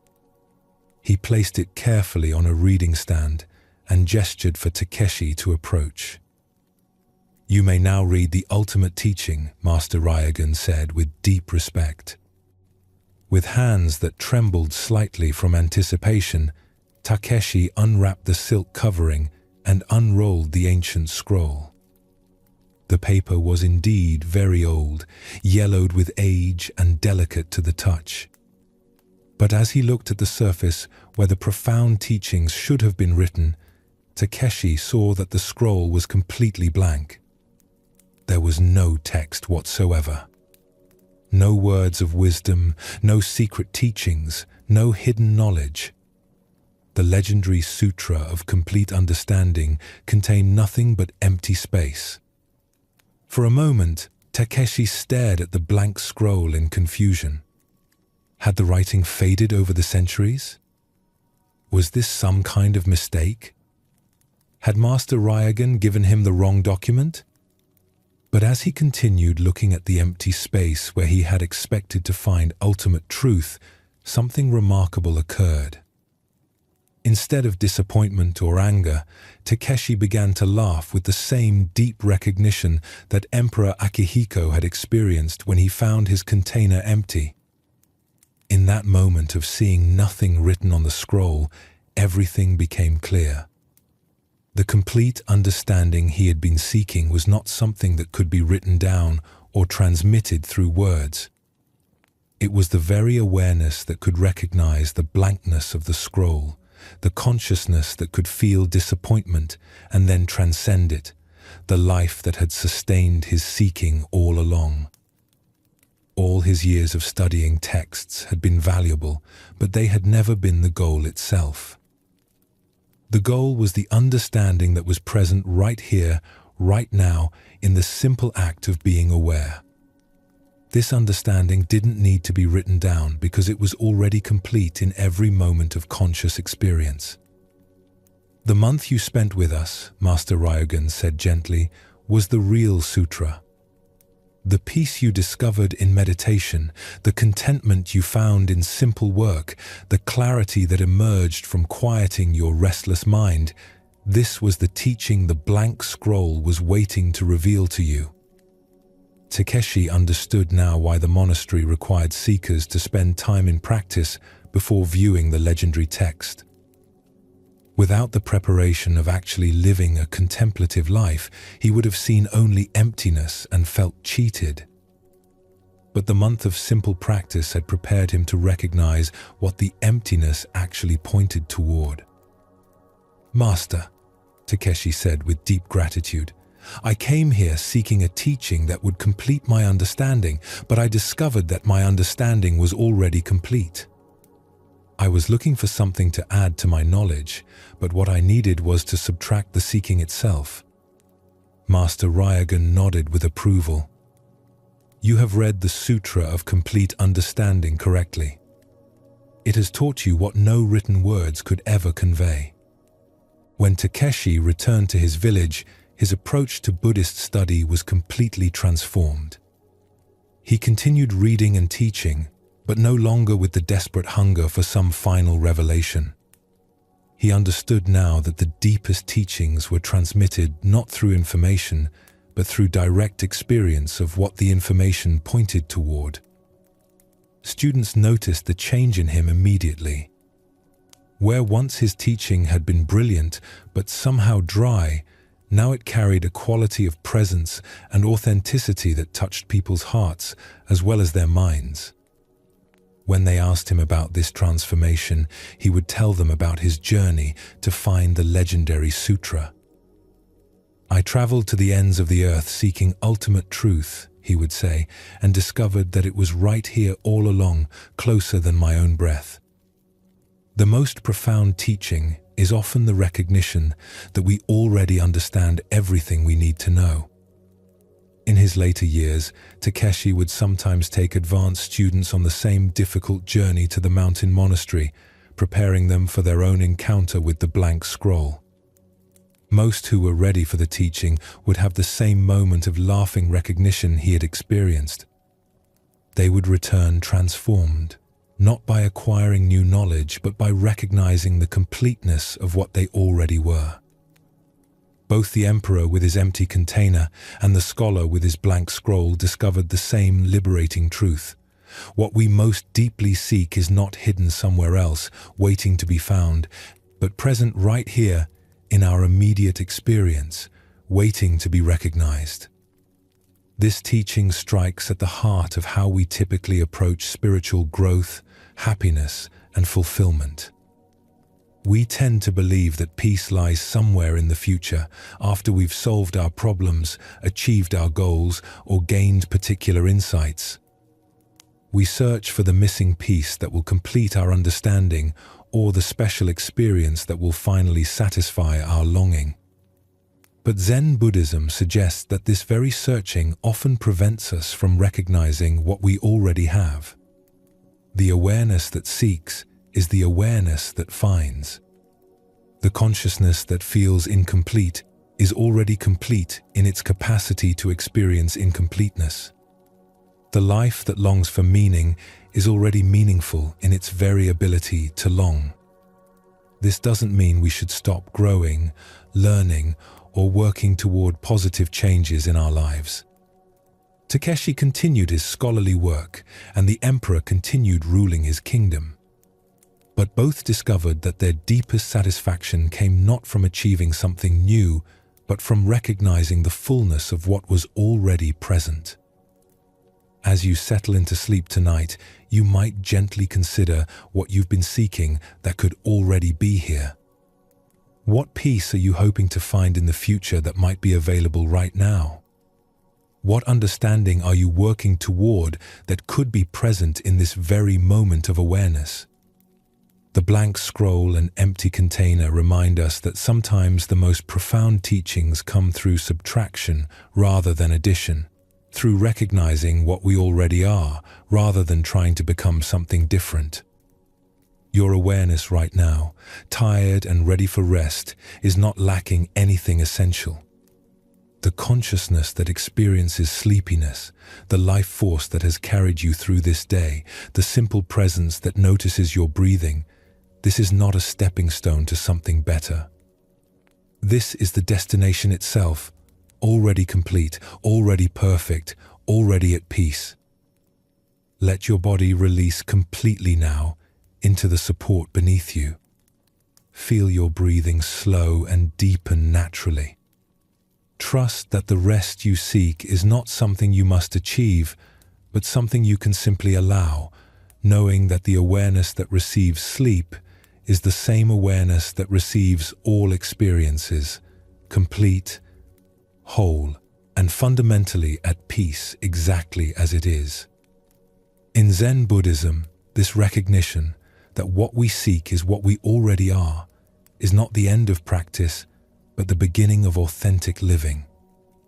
When we stop looking elsewhere for completion, we can finally appreciate the extraordinary ordinariness of each moment, finding infinite richness in the simple fact of being aware, being alive, being here now. High in the mountains where clouds drifted between ancient peaks and the air carried the scent of pine and mountain herbs, there stood a monastery known for the dedication of its students. Among these earnest practitioners lived a young monk named Jishin, who had been struggling with his meditation practice for many months. Jishin's problem was not lack of effort or commitment. He sat for hours each day in the meditation hall, his posture straight and his attention focused. He followed all the instructions he had received from his teachers. He studied the classical texts and participated faithfully in all the monastery's activities. Yet despite all his sincere efforts, inner peace seemed to elude him like water slipping through his fingers. The harder Jishin tried to achieve a calm mind, the more agitated his thoughts became. When he attempted to concentrate on his breathing, his mind would wander to concerns about whether he was breathing correctly. When he tried to empty his awareness of all thoughts, more thoughts would arise to fill the space. When he worked to maintain perfect posture, his body would become tense and uncomfortable. Most frustrating of all, Jishin would have brief moments during meditation when his mind would become naturally quiet and peaceful. But as soon as he noticed these states and tried to hold on to them, they would immediately disappear. The more desperately he reached for these experiences of calm, the more quickly they seemed to slip away. This pattern of grasping and losing began to dominate not just Jishin's meditation practice, but his entire approach to life. He would have pleasant conversations with other monks, then spend hours afterward trying to recreate the exact conditions that had made those interactions so enjoyable. He would experience moments of appreciation for the natural beauty around the monastery, then exhaust himself attempting to manufacture those same feelings of wonder. After one particularly frustrating meditation session where he had spent the entire hour fighting with his restless mind, Jishin decided to seek guidance from Master Sogen, the elderly teacher who was respected throughout the region for his deep understanding and gentle wisdom. Master Sogen lived in a small hut at the edge of the monastery grounds, surrounded by a simple garden where he grew vegetables and tended flowering plants. When Jishin approached his dwelling that afternoon, he found the old teacher sitting quietly outside, drinking tea and watching white clouds drift slowly across the blue sky.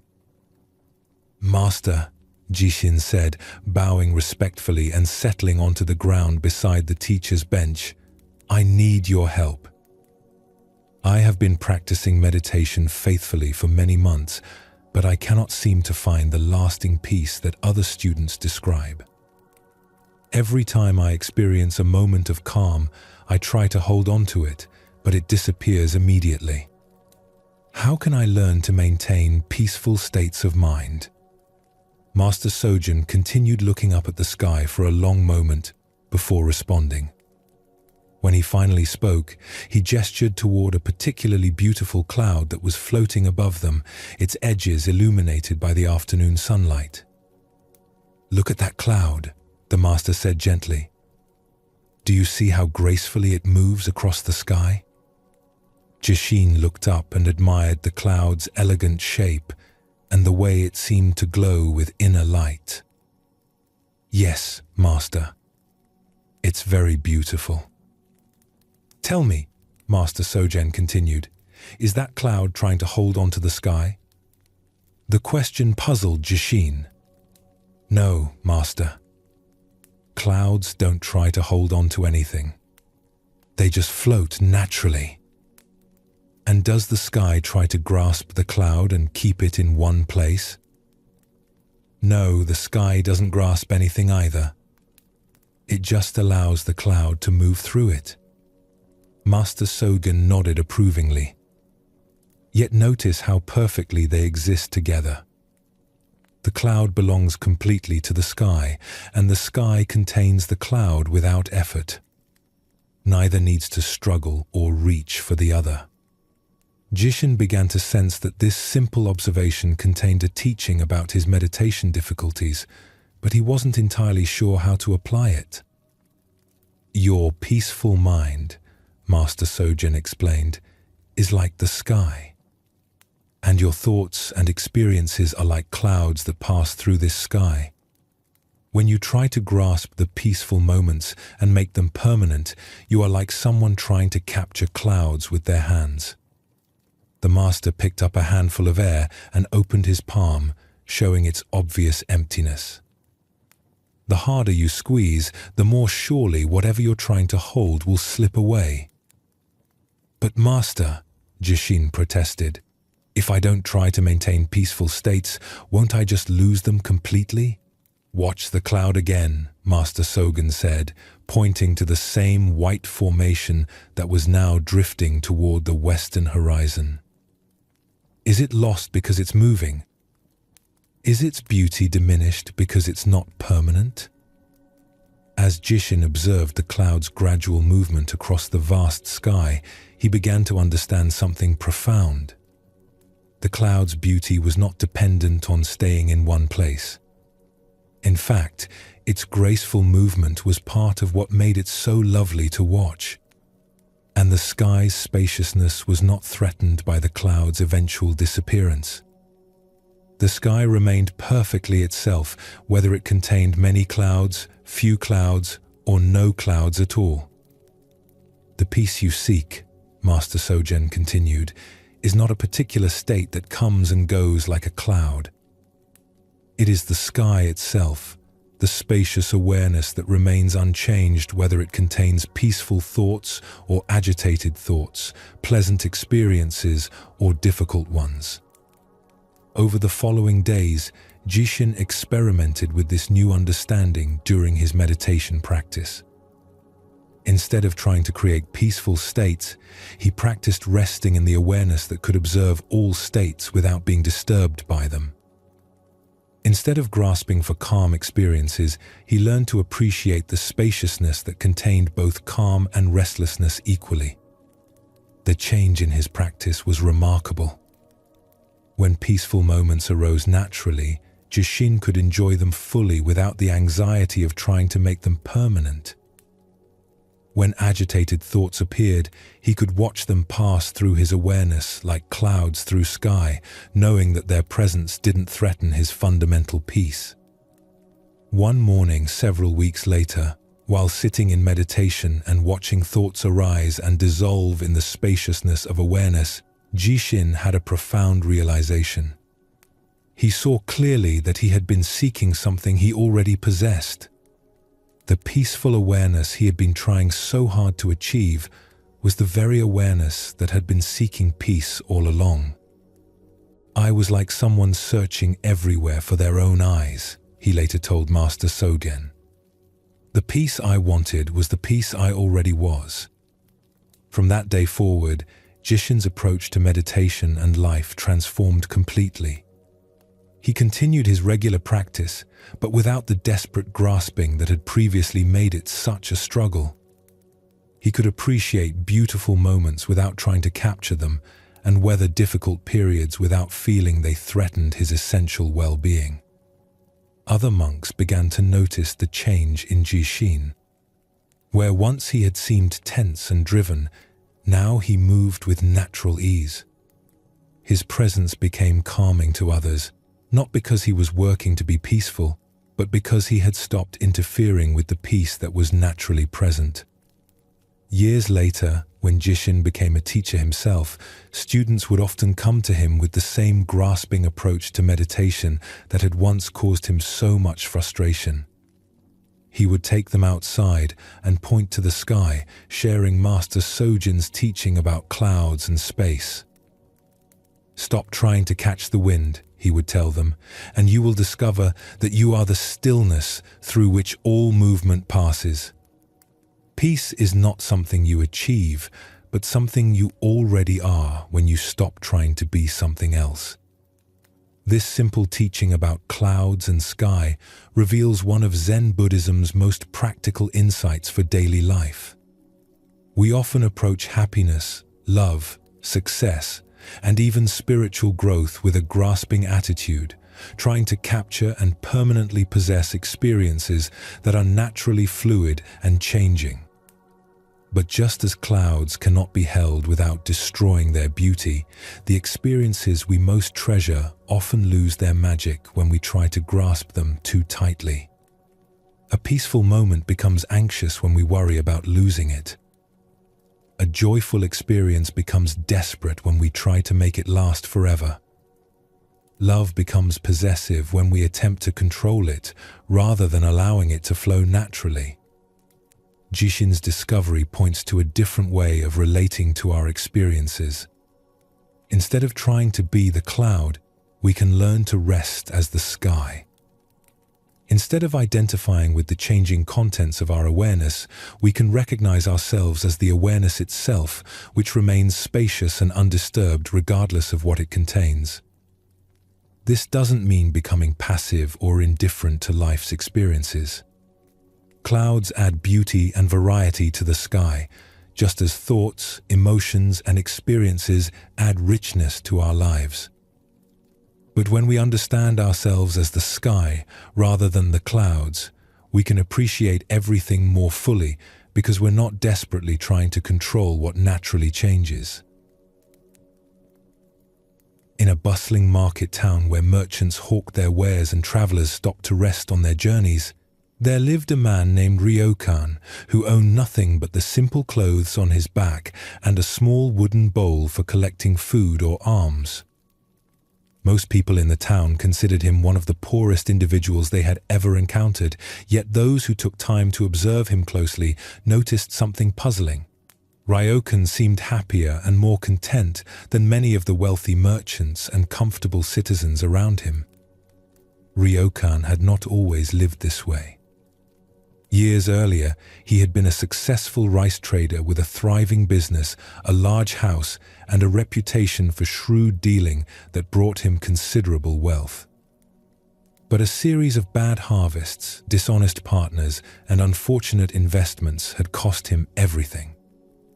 By the time his financial collapse was complete, he had lost not only his possessions, but also his wife, who left him for a more prosperous merchant, and most of his friends, who distanced themselves from his misfortune. What remained after this total loss was something Ryokan had never expected: a profound sense of freedom.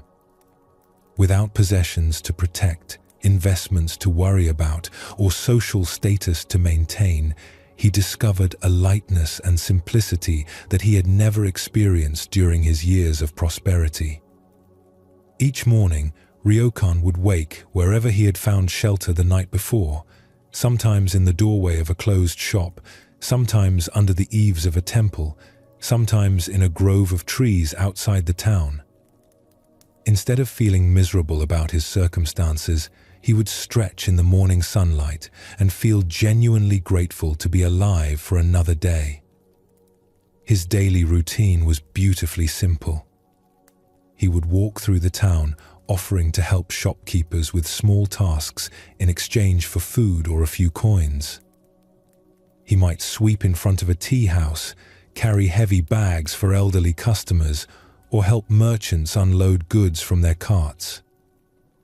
The work was humble and the pay minimal, but Ryokan approached each task with such cheerfulness and skill that people began to seek him out specifically. What struck everyone who encountered Ryokan was his complete absence of bitterness or self-pity. He never complained about his poverty or spoke longingly about his former wealth. He never seemed envious of those who had more than he did, or resentful toward those whose poor decisions had contributed to his downfall. Instead, he moved through his simple life with a quality of presence and appreciation that was rare even among people with every comfort. One day, a wealthy merchant named Watanabe, who had known Ryokan during his prosperous years, encountered him sweeping the entrance to a noodle shop. Watanabe felt uncomfortable seeing his former business associate in such reduced circumstances and approached him with a mixture of pity and curiosity. "Ryokan," Watanabe said, his voice heavy with sympathy, "I am so sorry to see how far you have fallen. This must be terribly difficult for you, living like this after having so much. How do you bear such poverty and hardship?" Ryokan paused in his sweeping and looked at Watanabe with eyes that held no trace of sadness or shame. "Fallen?" he said with genuine puzzlement. "I'm not sure I understand what you mean." Watanabe gestured toward Ryokan's worn clothing and simple possessions. "Surely you must miss your comfortable house, your successful business, the respect you once commanded in this town. Don't you long to return to your former life?" Ryokan considered this question carefully, leaning on his broom handle and looking thoughtfully at the busy street around them. "Tell me, Watanabe, do you remember how I was during those prosperous years? Do you recall what my daily life was actually like?" Watanabe thought back to his memories of Ryokan as a wealthy merchant. "Well, you were successful and respected. You had fine clothes and ate at the best restaurants. People sought your advice on business matters." "Yes," Ryokan nodded. "But do you remember how I felt? Do you recall my state of mind during those years?" As Watanabe searched his memory more carefully, he began to remember details he had forgotten. Ryokan, as a wealthy man, had been constantly anxious about his investments, perpetually worried about competition from other traders, and frequently angry when deals didn't work out as planned. He had often complained about the stress of managing his business and the difficulty of knowing who his real friends were among those who sought his favor. "I suppose you did seem rather stressed and worried much of the time," Watanabe admitted. Ryokan smiled gently. "I was miserable, my friend. I had everything I thought I wanted, but I spent every day afraid of losing it. I worried constantly about the future, regretted past decisions, and was never able to simply enjoy the present moment. I was wealthy in possessions, but poor in peace.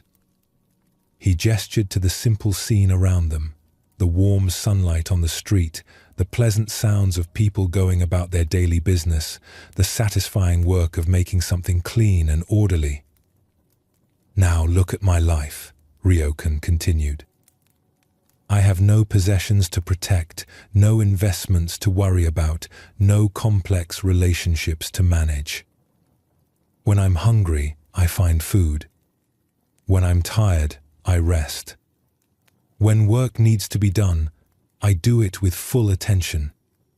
When the day is beautiful, I appreciate its beauty completely. I have never been richer in the things that actually matter. Watanabe struggled to understand this perspective. But surely you must feel insecure without money or property. How can you be content when you don't know where your next meal will come from or where you'll sleep tonight? Watch, Ryokan said, pointing to a sparrow that had landed nearby and was pecking at crumbs that had fallen from someone's meal. Does that bird seem worried about where it will find food tomorrow? Does it appear anxious about not having a permanent home? No, Watanabe replied, but that's just a bird. Humans have more complex needs. Do we? Ryokan asked. Or do we have more complex fears? That sparrow needs food, shelter, and safety just as I do. The difference is that the sparrow doesn't spend its energy worrying about needs that aren't present in this moment. It doesn't exhaust itself planning for disasters that may never occur. Over the following months, Watanabe found himself observing Ryokan more carefully whenever their paths crossed in the town. He began to notice details that challenged his assumptions about poverty and prosperity. He saw that Ryokan ate his simple meals with greater appreciation than most wealthy people brought to their elaborate banquets. He observed that Ryokan slept more peacefully under the stars than many rich merchants slept in their comfortable beds, tossing and turning with worry about their businesses. He noticed that Ryokan's friendships, though few, were deeper and more genuine than the complex web of obligations and calculations that characterized most business relationships. Most remarkably, Watanabe began to see that Ryokan possessed a quality of presence and joy that made him genuinely attractive to others, not because of what he could provide them, but simply because of who he was. Children would run to greet him when they saw him in the street. Elderly people would seek out his company for conversation. Even other merchants, despite his poverty, would pause in their busy lives to exchange friendly words with him. One evening, Watanabe encountered Ryokan sitting beside the river that flowed past the town, watching the sunset paint the sky in brilliant colors.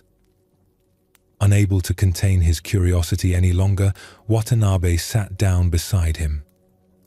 "Ryokan," he said, "I have been thinking about our conversation many weeks ago.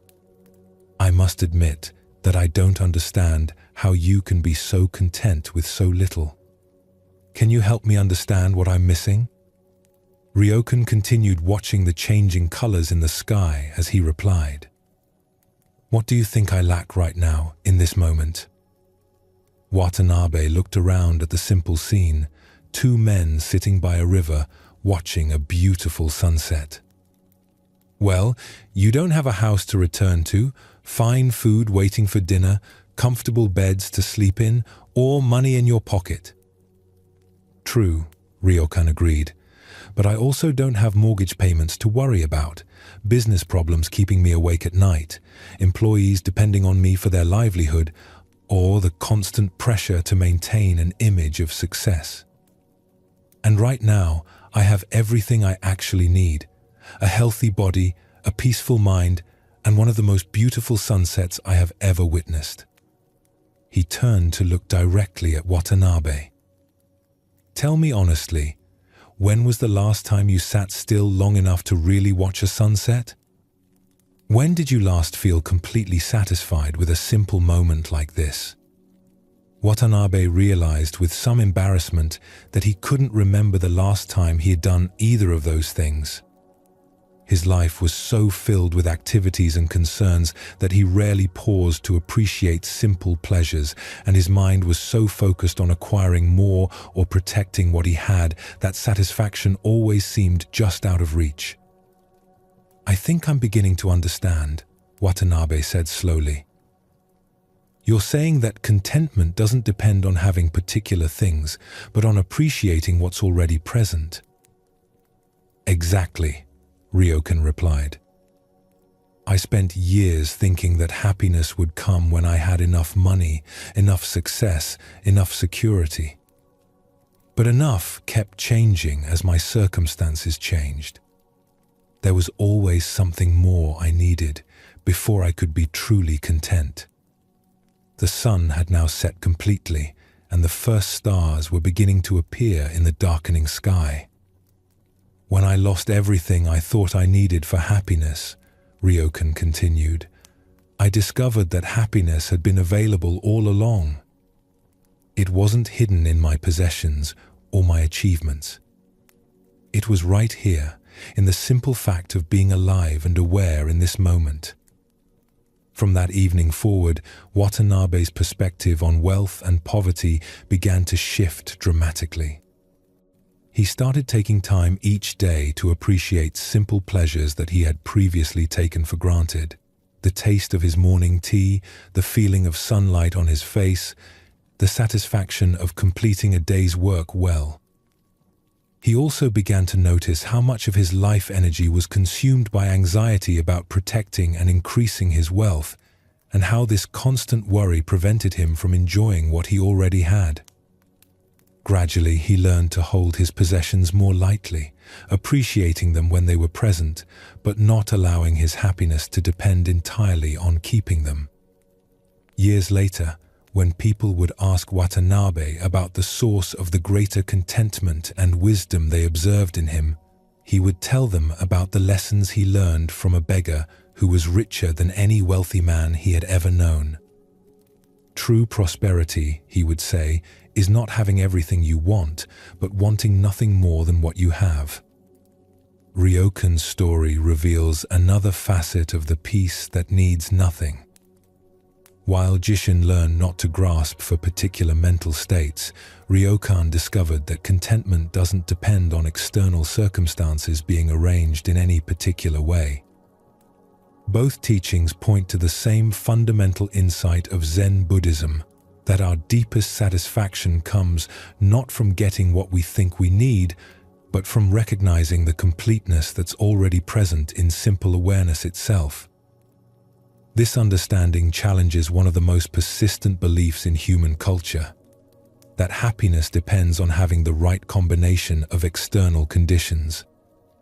We tend to think that we'll be content when we have enough money, the right relationship, better health, more success, or fewer problems.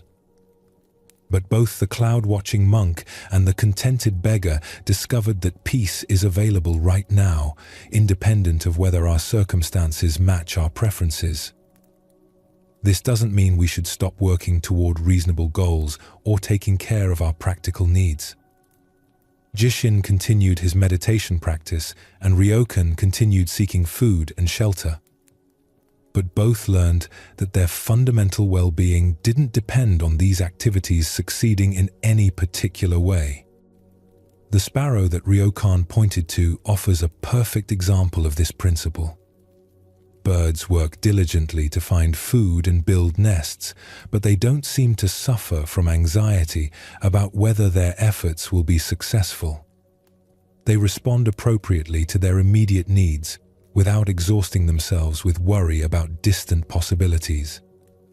Human beings have the unique gift of being able to plan for the future and learn from the past, But this same capacity can become a source of suffering when we use it to constantly compare our present circumstances to imagined alternatives.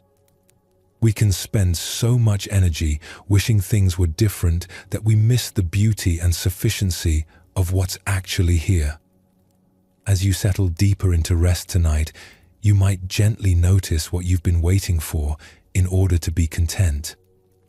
What conditions do you believe need to be met before you can truly relax and feel satisfied? See if you can practice Ryokan's discovery, finding completeness in this simple moment of rest, independent of whether tomorrow brings what you hope for or prefer. Both stories in tonight's teaching point to the same liberating truth. The peace you seek doesn't need to be earned, achieved, or acquired. It's the natural state of awareness when it stops reaching for something else, stops grasping for different conditions, stops waiting for a better moment to be satisfied. Like the sky that contains all clouds without being disturbed by any of them, like the sparrow that meets each moment's needs without anxiety about the future, your own deepest peace is always available, needing nothing added to be complete. Let your breathing slow even more now. Feel your body releasing completely into the support beneath you. Rest in the awareness that needs no particular experience to be at peace, that finds sufficiency in the simple fact of being aware, being alive, being here now. In Zen Buddhism, this recognition that peace needs nothing is not a philosophy to believe, but a reality to experience directly. Tonight, as sleep comes naturally without your effort or control, you can practice this same trust in the completeness of each moment, knowing that awareness itself is already whole, already satisfied, already home. In a rural valley where rice fields stretched between rolling hills and the seasons followed their ancient rhythm, there lived a farmer named Ichiro who had worked the same land for over 40 years. His fields had been passed down through generations of his family, and he knew every inch of the soil as intimately as he knew the lines on his own weathered hands. Ichiro was respected throughout the region not only for his skill as a farmer, but for something more unusual, his remarkable equanimity in the face of whatever weather and circumstances each season brought. While other farmers in the valley would become anxious during droughts, angry during floods, and despairing when insects destroyed their crops, Ichiro seemed to maintain the same calm presence whether his harvests were abundant or meager. This steadiness had not always been part of Ichiro's character. In his younger years, he had been as reactive as any other farmer to the unpredictable challenges of agricultural life. A late spring frost that damaged his seedlings would send him into days of bitter complaints about his bad luck. A summer drought would keep him awake at night, worrying about his family's financial security. Heavy rains that flooded his fields would trigger outbursts of anger at the unfairness of nature. The transformation in Ichiro's character had begun 20 years earlier, during what the local people still remembered as the worst growing season in living memory.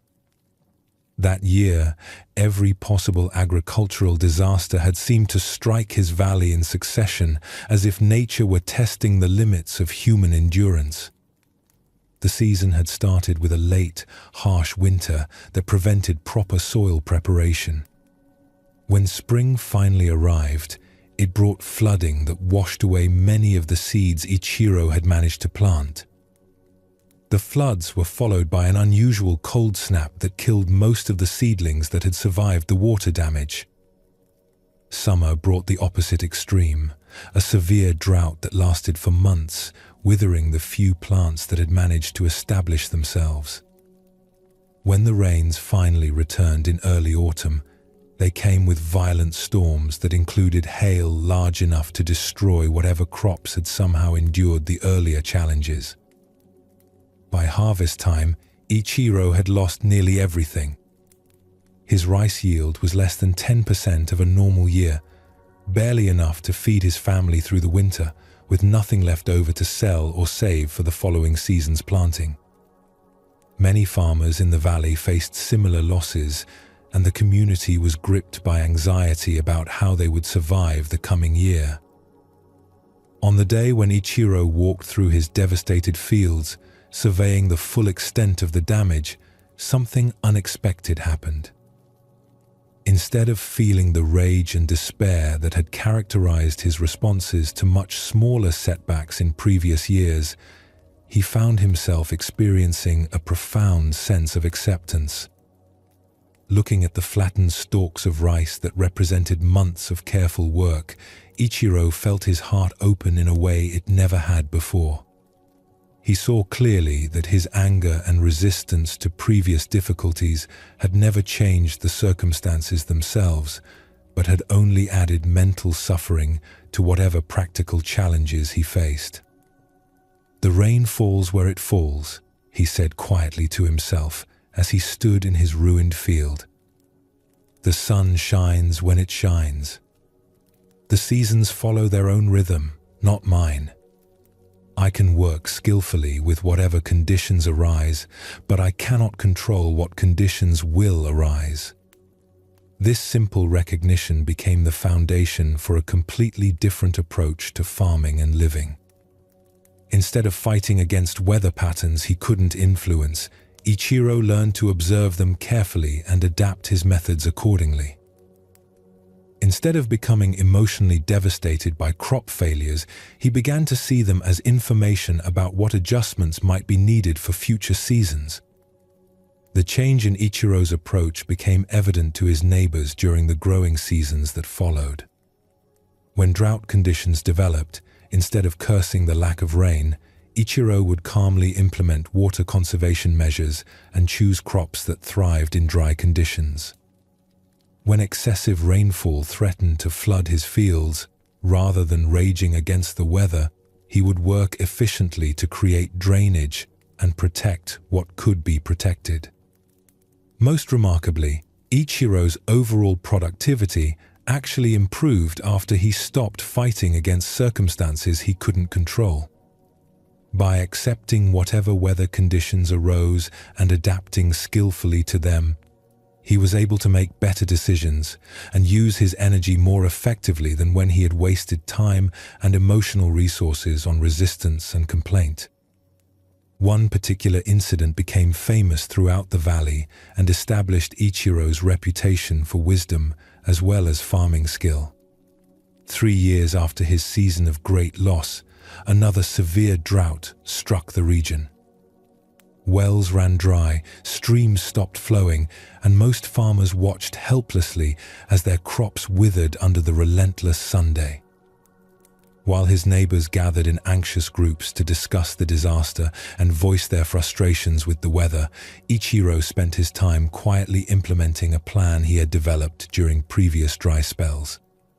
He had learned to collect and store rainwater during abundant seasons, had planted drought-resistant varieties of vegetables in addition to rice, and had developed relationships with farmers in other regions who might trade different types of crops.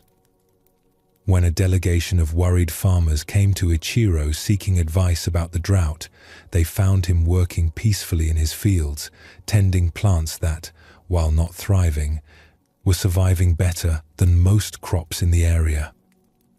"Ichiro," said Tanaka, a farmer whose fields bordered Ichiro's land, "how can you be so calm when this drought is destroying everyone's livelihood? Aren't you worried about your family's survival?" Ichiro paused in his work and gestured toward the clear blue sky above them.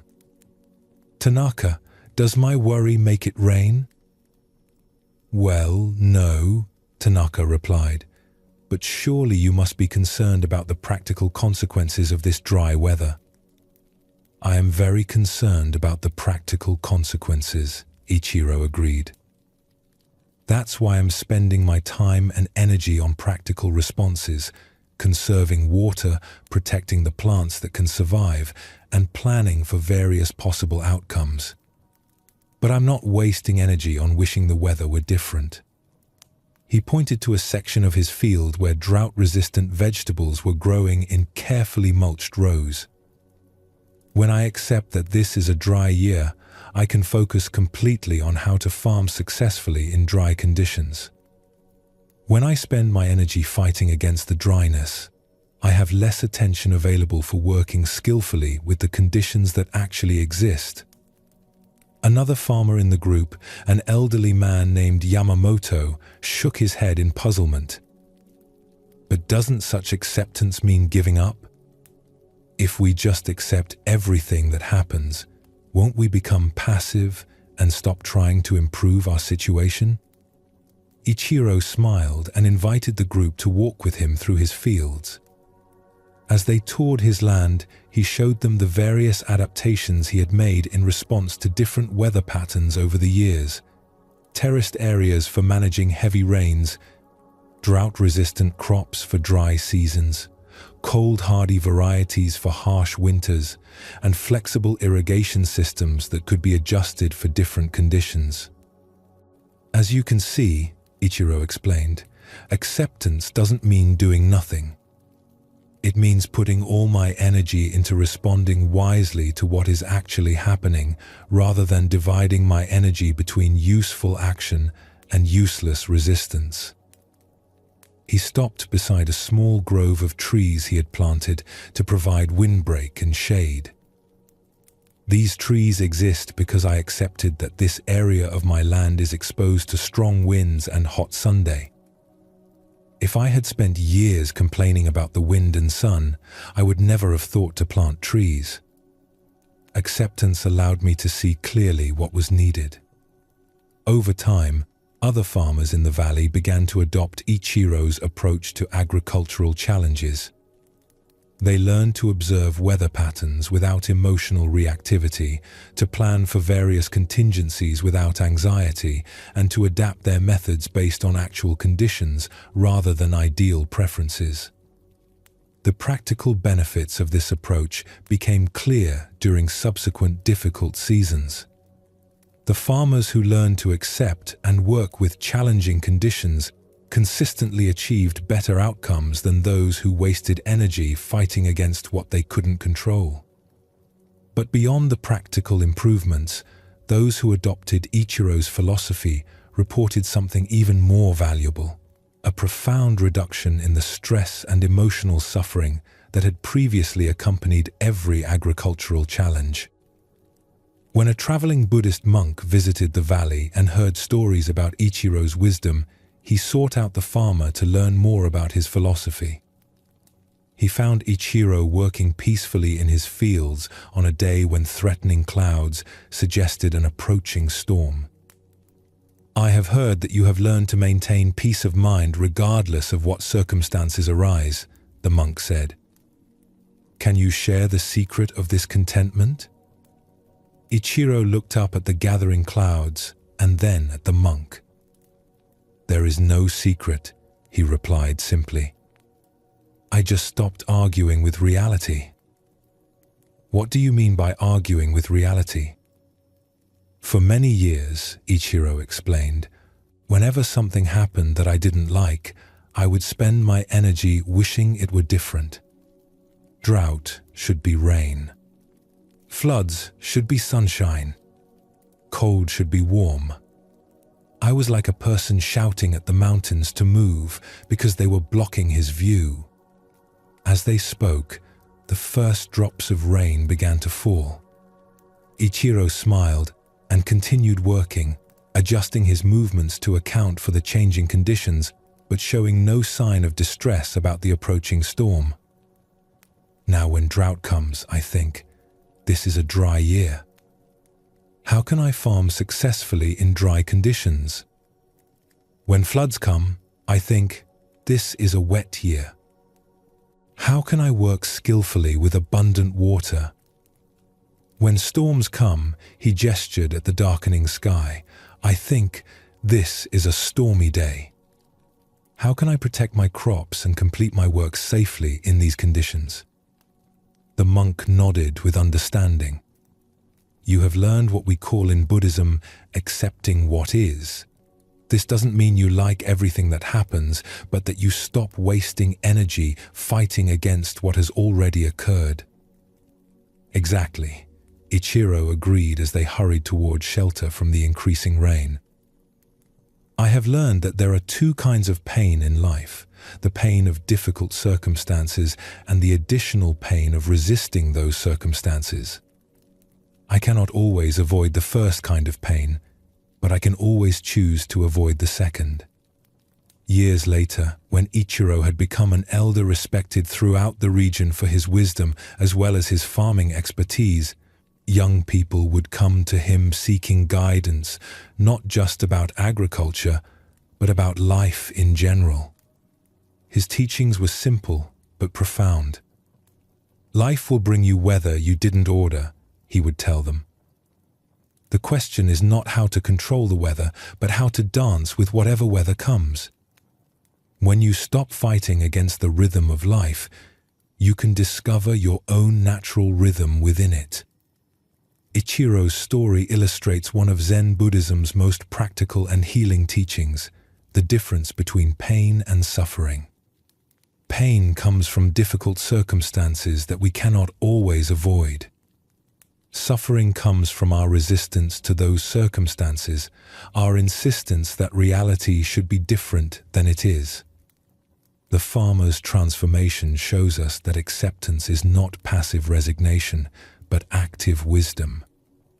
When Ichiro stopped wasting energy on fighting against weather patterns, he had more energy available for intelligent responses to whatever conditions actually existed. His acceptance allowed him to see clearly and act effectively, rather than being clouded by emotional reactivity. This principle applies to every area of human experience. We cannot control many of the circumstances that shape our lives: the behavior of other people, unexpected changes in our health or finances, global events that affect our communities, or even our own emotional reactions to stress. But we can always choose how we relate to these uncontrollable circumstances. When we fight against what has already happened, we add mental and emotional suffering to whatever practical challenges we face.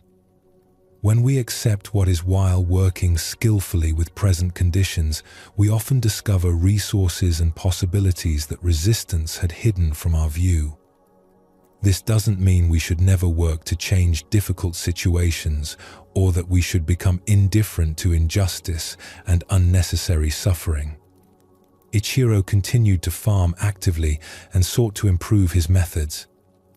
But he learned to distinguish between useful action and useless resistance, between responding to reality and arguing with it.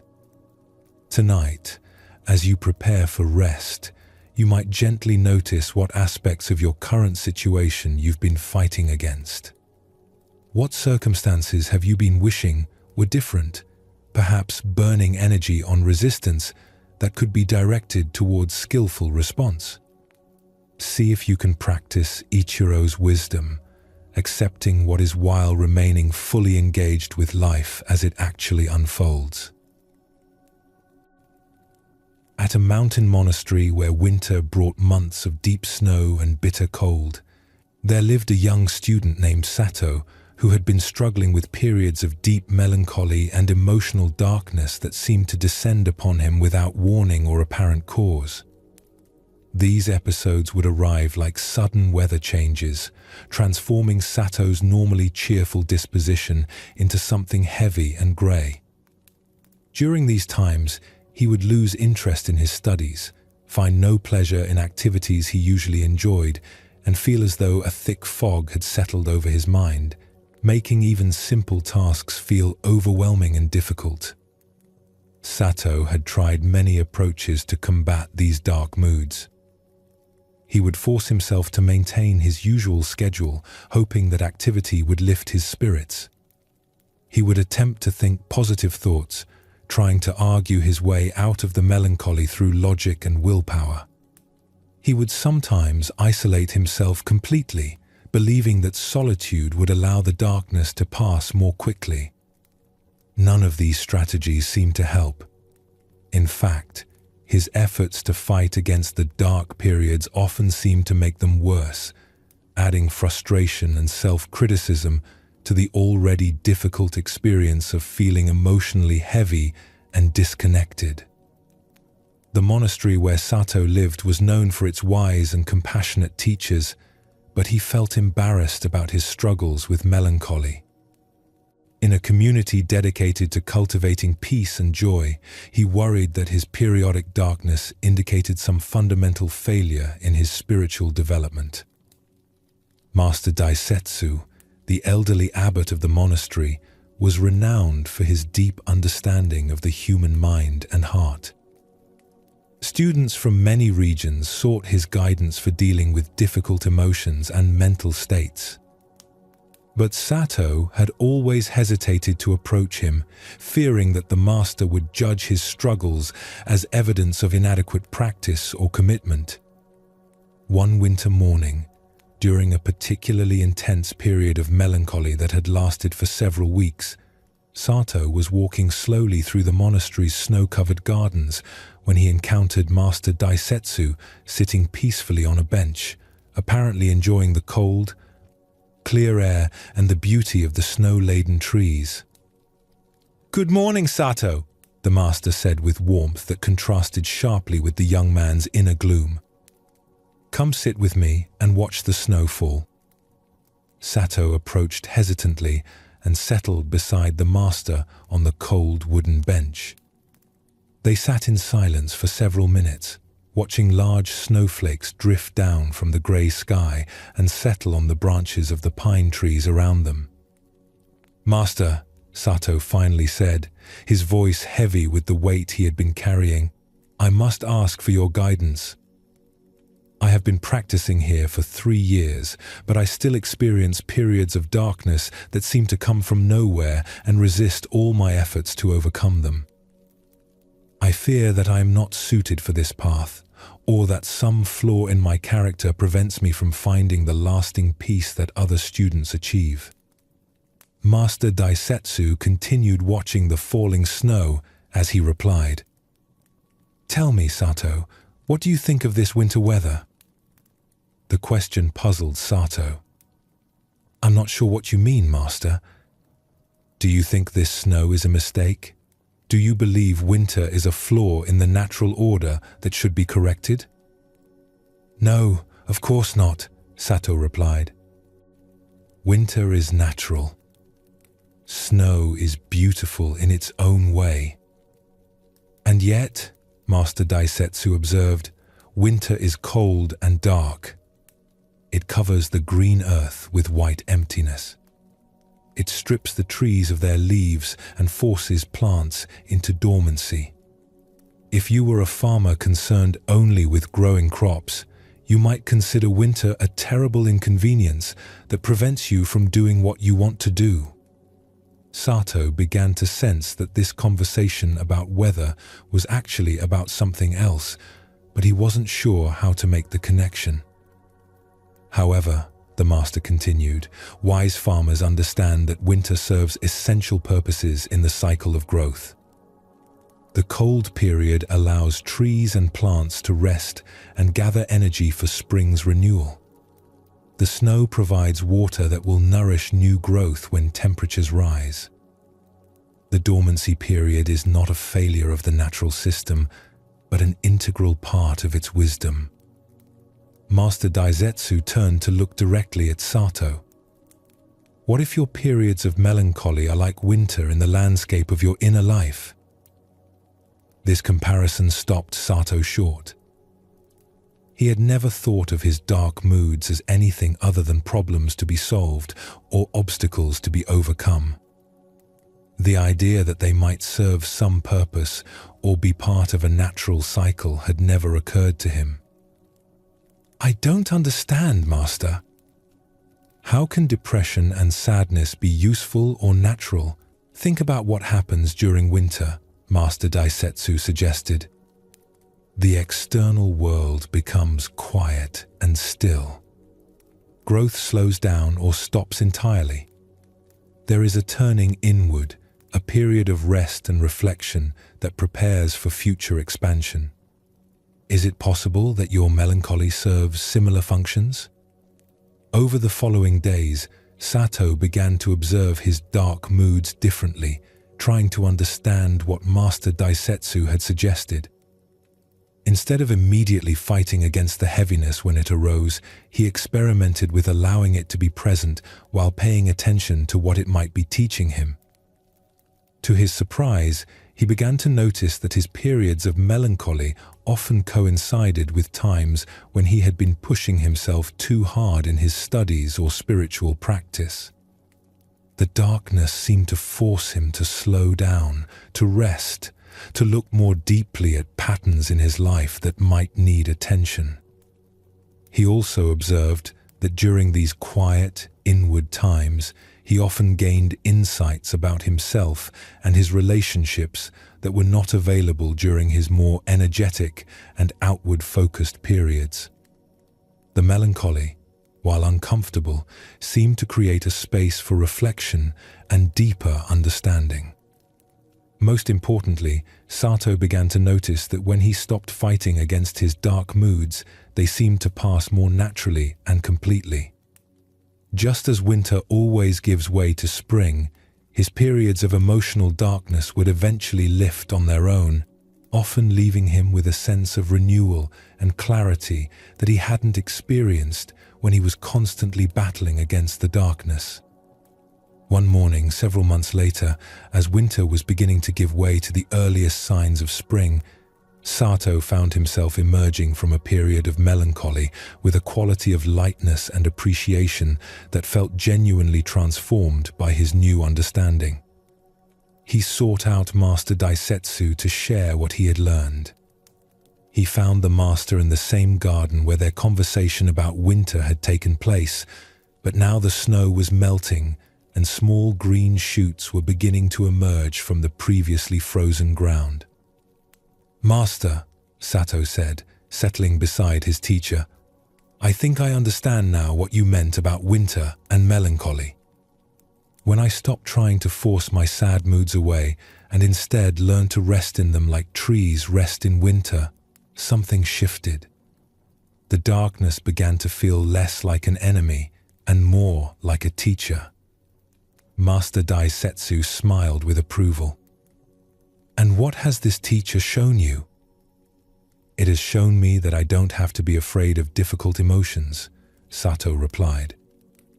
"When I welcome sadness with the same acceptance that the earth welcomes winter, it can do its work and then pass naturally. When I fight against it, I get stuck in resistance that prolongs the very experience I'm trying to avoid." He pointed to the emerging green shoots around them. "I also learned that periods of inner quiet and darkness often precede new growth, just like winter prepares for spring. Some of my most important insights and creative inspirations have come during or just after times when I felt most empty and lost." "Yes," Master Daisetsu agreed. "You have discovered that the full spectrum of human emotional experience has its place in a life well lived. Just as a landscape needs both summer and winter to maintain its health and beauty, your inner life benefits from the full range of seasons." Over the following years, as Sato continued his practice at the monastery, his relationship with difficult emotions became one of his greatest strengths as a student and eventually as a teacher. He learned to welcome sadness, anxiety, anger, and confusion with the same openness that he brought to joy, peace, love, and clarity. This didn't mean that difficult emotions became pleasant or that he looked forward to periods of struggle. But he no longer added suffering to pain by fighting against what was naturally arising in his consciousness. Like a skilled gardener who works harmoniously with all seasons, Sato learned to find appropriate responses to whatever emotional weather was present. When other students came to him struggling with their own difficult emotions, he would share the wisdom of winter acceptance. "Don't try to skip winter and go straight to spring," he would tell them. "Winter has its own gifts and its own necessity. When you learn to rest in darkness as peacefully as you rest in light, you discover that your true nature is the awareness that remains unchanged through all seasons of experience. Sato's story reveals another dimension of the acceptance that Zen Buddhism teaches. While Ichiro learned to accept external circumstances beyond his control, Sato discovered how to embrace the internal weather of emotions and mental states that arise without our choosing. Many of us have been taught to view difficult emotions as problems that need to be fixed immediately. We live in a culture that often treats sadness, anxiety, anger, or confusion as signs of failure or dysfunction, rather than natural responses to the challenges and changes that life brings. But just as winter serves essential functions in the natural world, difficult emotions often carry important information and serve necessary purposes in our psychological and spiritual development. Sadness can help us process loss and change. Anxiety can alert us to genuine concerns that need attention. Anger can signal when our boundaries are being violated.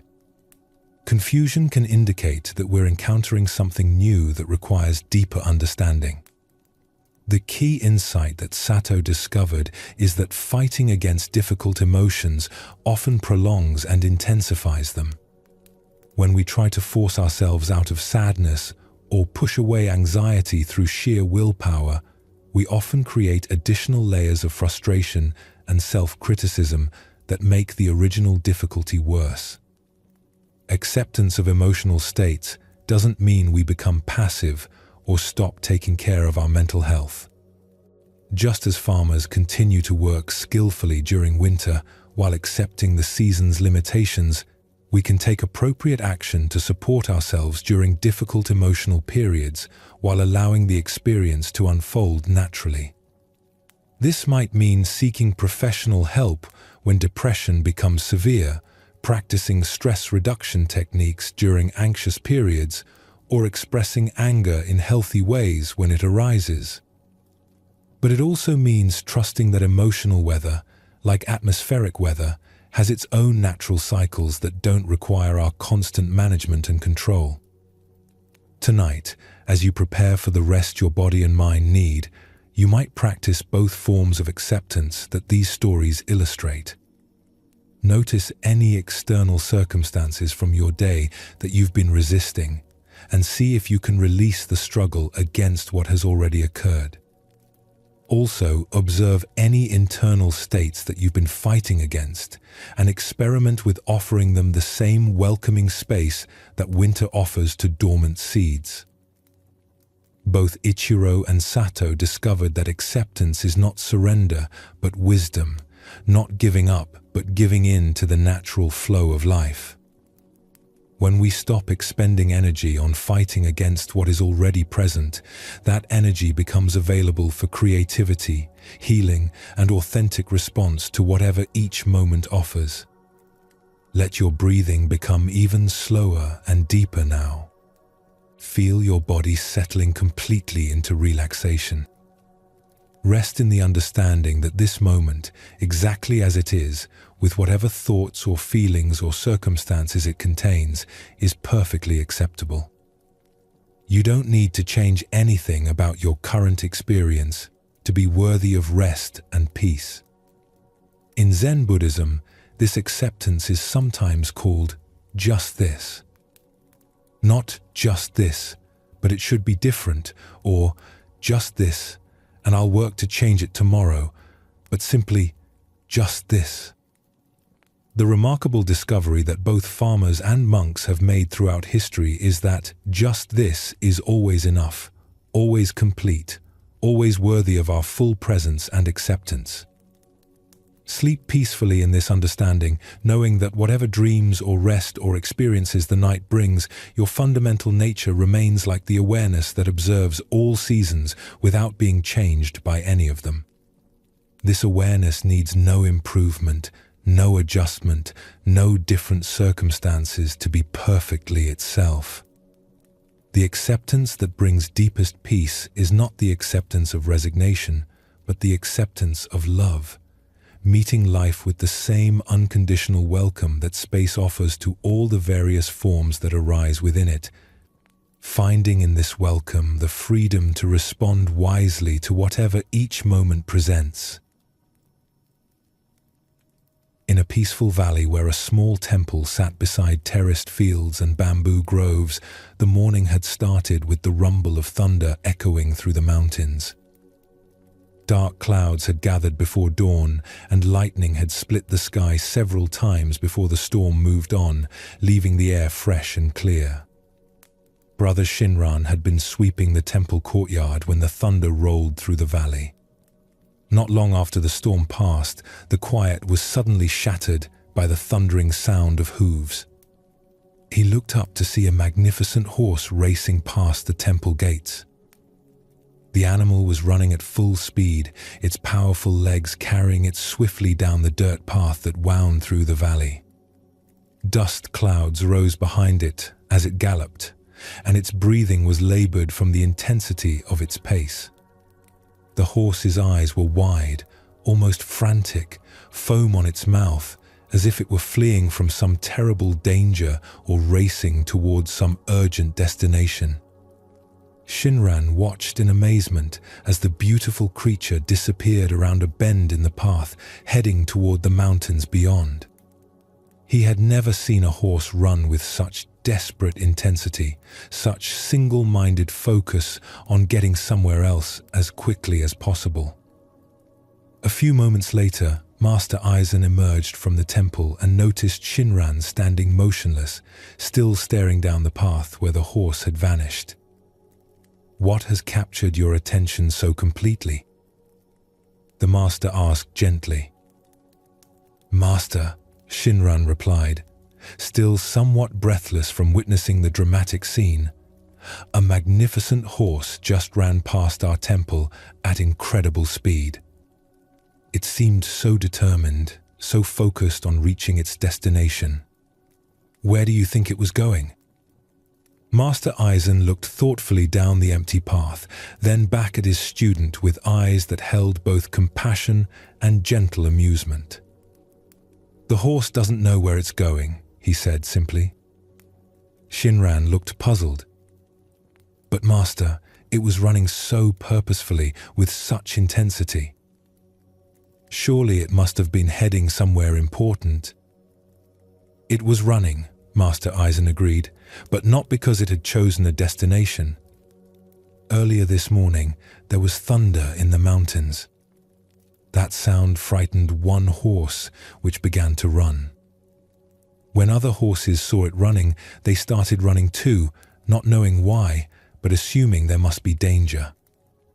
Now this horse runs because it has learned that when uncertain, the thing to do is run. It runs because all the other horses are running." He paused, watching a cloud drift peacefully overhead. "But the thunder has long since passed. There is no danger. There is nowhere urgent to go. The horse simply doesn't know how to stop running once it has started." The master gestured toward the peaceful temple grounds around them. "Tell me, Shinran, in this moment, do you know where you need to go?" Shinran considered the question. "No, Master. I am here, doing the work that needs to be done here." "Yet how often does your mind run like that horse? How often do your thoughts race from one concern to another, not because there's somewhere they need to go, but simply because thinking has become a habit that doesn't know how to stop?" This question struck Shinran with unexpected force. As he reflected on Master Aizen's words, he began to recognize a familiar pattern in his own mental activity. Even during quiet moments like sweeping the courtyard, his mind was often racing through plans for the day, memories of yesterday's conversations, worries about future events, or random thoughts that seemed to arise and chase each other endlessly. "I think I understand, Master," Shinran said slowly. "My mind often runs without purpose, just like that horse. Even when I'm doing simple tasks that require no planning or analysis, My thoughts keep racing from one thing to another." "Yes," Master Eisen nodded approvingly. Most people live with minds that run constantly, but they rarely stop to ask where all this mental activity is taking them. They assume that because the mind is busy, it must be accomplishing something important. Over the following days, Shinran began to observe his own mental patterns more carefully. He noticed that his thoughts often raced through elaborate scenarios about future conversations, replayed past interactions with endless variations, or jumped randomly from topic to topic without any clear purpose or direction. During meditation, he would watch thoughts arise and chase each other through his awareness like wild horses galloping across an open plain. Some thoughts seemed to run toward imagined goals, others appeared to flee from uncomfortable feelings, and many simply ran because the habit of mental movement had become so deeply ingrained. One morning, while sitting in meditation and observing this internal circus of racing thoughts, Shinran suddenly experienced a moment of profound stillness. For just a few seconds, the mental running stopped completely, and he found himself resting in a spacious awareness that needed no movement, no destination, no urgent purpose. In that moment of stillness, Shinran understood what Master Eisen had been teaching him about the running horse. His thoughts had been racing not because they had important places to go, but because they had developed the habit of constant movement. Like the horse that continued running long after the thunder had passed, his mind kept generating activity long after any real need for mental work had ended. When the brief moment of stillness passed and thoughts began arising again, Shinran didn't try to chase them away or force them to stop. Instead, he watched them with gentle curiosity, the way he might watch clouds passing through an empty sky. Some thoughts seemed to be running toward imaginary goals, others appeared to be fleeing from uncomfortable feelings, and many simply ran because running had become their nature. Over the following weeks, as Shinran continued to practice this gentle observation of mental activity, something remarkable began to happen. The thoughts didn't stop arising, but they gradually lost their frantic quality. Like a horse that finally realizes there is no predator chasing it, his mental activity began to slow down naturally when it was no longer fed by the anxiety of trying to get somewhere. "Master," Shinran said one evening after a particularly peaceful meditation session, "I think I understand now what you meant about the running horse. My thoughts were racing because they had forgotten how to be still, not because they had anywhere important to go." Master Eisen nodded with approval. "Yes. And what have you discovered about the nature of this stillness?" "I've learned that stillness is always here," Shinran replied. "It's not something I have to create or achieve. It's the space in which all the mental running happens. When I stop trying to control or direct my thoughts, they naturally slow down and eventually settle, like a horse that finally stops running and remembers it can simply graze in the field where it already stands." "And how has this understanding changed your daily life?" Is less than #0. 5# is greater than. Shinran considered the question thoughtfully. "I noticed that much of my mental activity was unnecessary movement, like the horse running from thunder that had already passed. When I catch my mind racing through endless scenarios or worries, I can ask myself, is there really somewhere this thinking needs to go, or is it just running from old habits?" He paused, listening to the peaceful evening sounds around the temple. "Most of the time, I discover that my thoughts were running because they had forgotten how to rest, not because there was any real urgency or important destination."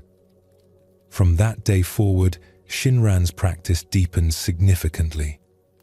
He learned to distinguish between useful mental activity that had genuine purpose and the restless thinking that arose simply from the habit of staying busy.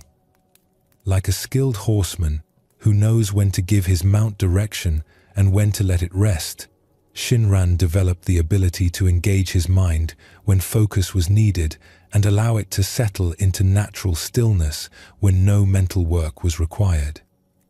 Years later, when other students would come to him struggling with racing thoughts and mental restlessness, Shinran would often tell them about the morning he watched a magnificent horse run past the temple. "The mind is like that horse," he would explain. "It runs because it has learned that running is what minds do, not because it knows where it's going." Once you understand that most mental activity is just old habit, you can begin to appreciate the stillness that was always here, waiting beneath all the unnecessary movement. This story of the running horse reveals one of Zen Buddhism's most practical insights about the nature of mind.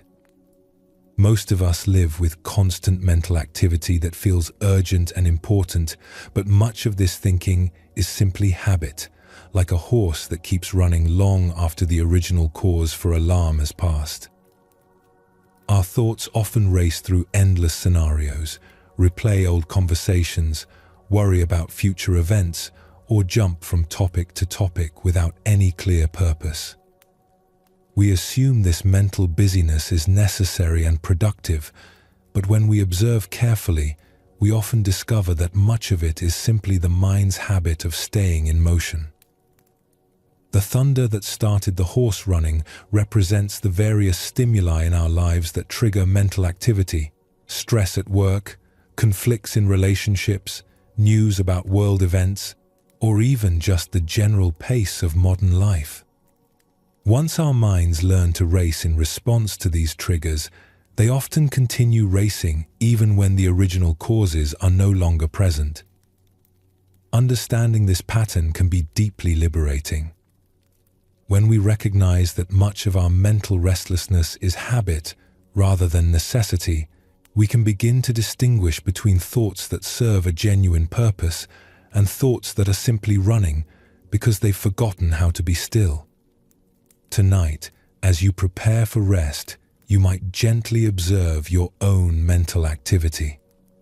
Notice if your thoughts are racing towards some important destination, or if they're simply running because running has become their habit. See if you can find the stillness that Shinran discovered, the spacious awareness that remains peaceful whether thoughts are moving quickly or slowly. As our journey through the wisdom of Zen Buddhism draws to its natural close, you've traveled far tonight. Not in distance, but in understanding. You've discovered that the peace you seek isn't something to achieve through struggle, but something to uncover by releasing what obscures it. Each step of this journey has been a gentle return to what you already knew in your deepest heart, but had perhaps forgotten beneath the noise of daily life. Each story you've heard carries the same gentle truth. The contentment your heart longs for has been here all along, waiting beneath the surface of your searching. The running horse taught you that much of mental activity is simply old habit, thoughts racing not because they have somewhere important to go, but because they've forgotten how to be still. The empty container revealed that what you seek is the very awareness doing the seeking, always present, always complete, never actually missing. The farmer who stopped fighting the weather showed you how to work with life rather than against it. The student who embraced his inner winter discovered that difficult emotions, like harsh seasons, serve purposes we may not immediately understand. The merchant who set down his heavy sacks learned that freedom comes not from accumulating more, but from releasing what we think we cannot live without. The monk with his empty cushion reminded you that spiritual practice is not about becoming someone special, but about gradually letting go of all the ideas we carry about who we think we are. These teachings work not through your effort to remember them, but through their natural resonance with the wisdom you've always carried. Like tuning forks that vibrate in harmony when placed near each other, these ancient insights awaken something in you that has been waiting patiently for recognition. You don't need to force these understandings into your daily life. They will emerge naturally, the way flowers bloom when conditions are right, bringing greater ease to your relationships, your work, and your relationship with yourself. You don't need to remember every detail or solve every problem before you sleep. The profound rest that awaits you comes not from having everything figured out, but from trusting that you can meet whatever arises with the same natural wisdom that beats your heart and breathes your breath without your effort. This trust is not something you must create, but something you can simply stop preventing, like removing the barriers that block sunlight rather than trying to manufacture light. Let your body sink completely into relaxation now. Feel yourself releasing into the support beneath you. Notice how your breathing slows naturally without any effort on your part. This is the same effortless intelligence that the Buddhist masters learned to trust in all areas of life. The Buddhist masters discovered that sleep is not an escape from consciousness, but consciousness returning to its most natural, effortless state. In this sacred rest, you join centuries of seekers who found that the deepest peace comes not from getting what we want, but from recognizing the completeness that needs nothing added to be perfect. As you drift toward sleep, you might sense that you're not losing consciousness, but discovering what consciousness is like when it stops trying to be conscious. This is the same awareness that witnessed all the stories tonight, that felt recognition when truth was spoken, that remains unchanged whether you're awake or asleep. Rest in this awareness now, knowing that it requires nothing from you, asks nothing of you, simply welcomes you home to what you have never actually left. These ancient teachings will continue working in their own way and their own time, like seeds planted in fertile ground. Some insights may blossom tomorrow, others may take weeks or months to fully unfold. Trust this natural timing, just as you trust your body to restore itself during sleep without your conscious management. Your task now is simply to rest, knowing that the awareness which received these stories is already whole, already at peace, already home. Sleep well, and thank you for joining us here at Sleepy Monk.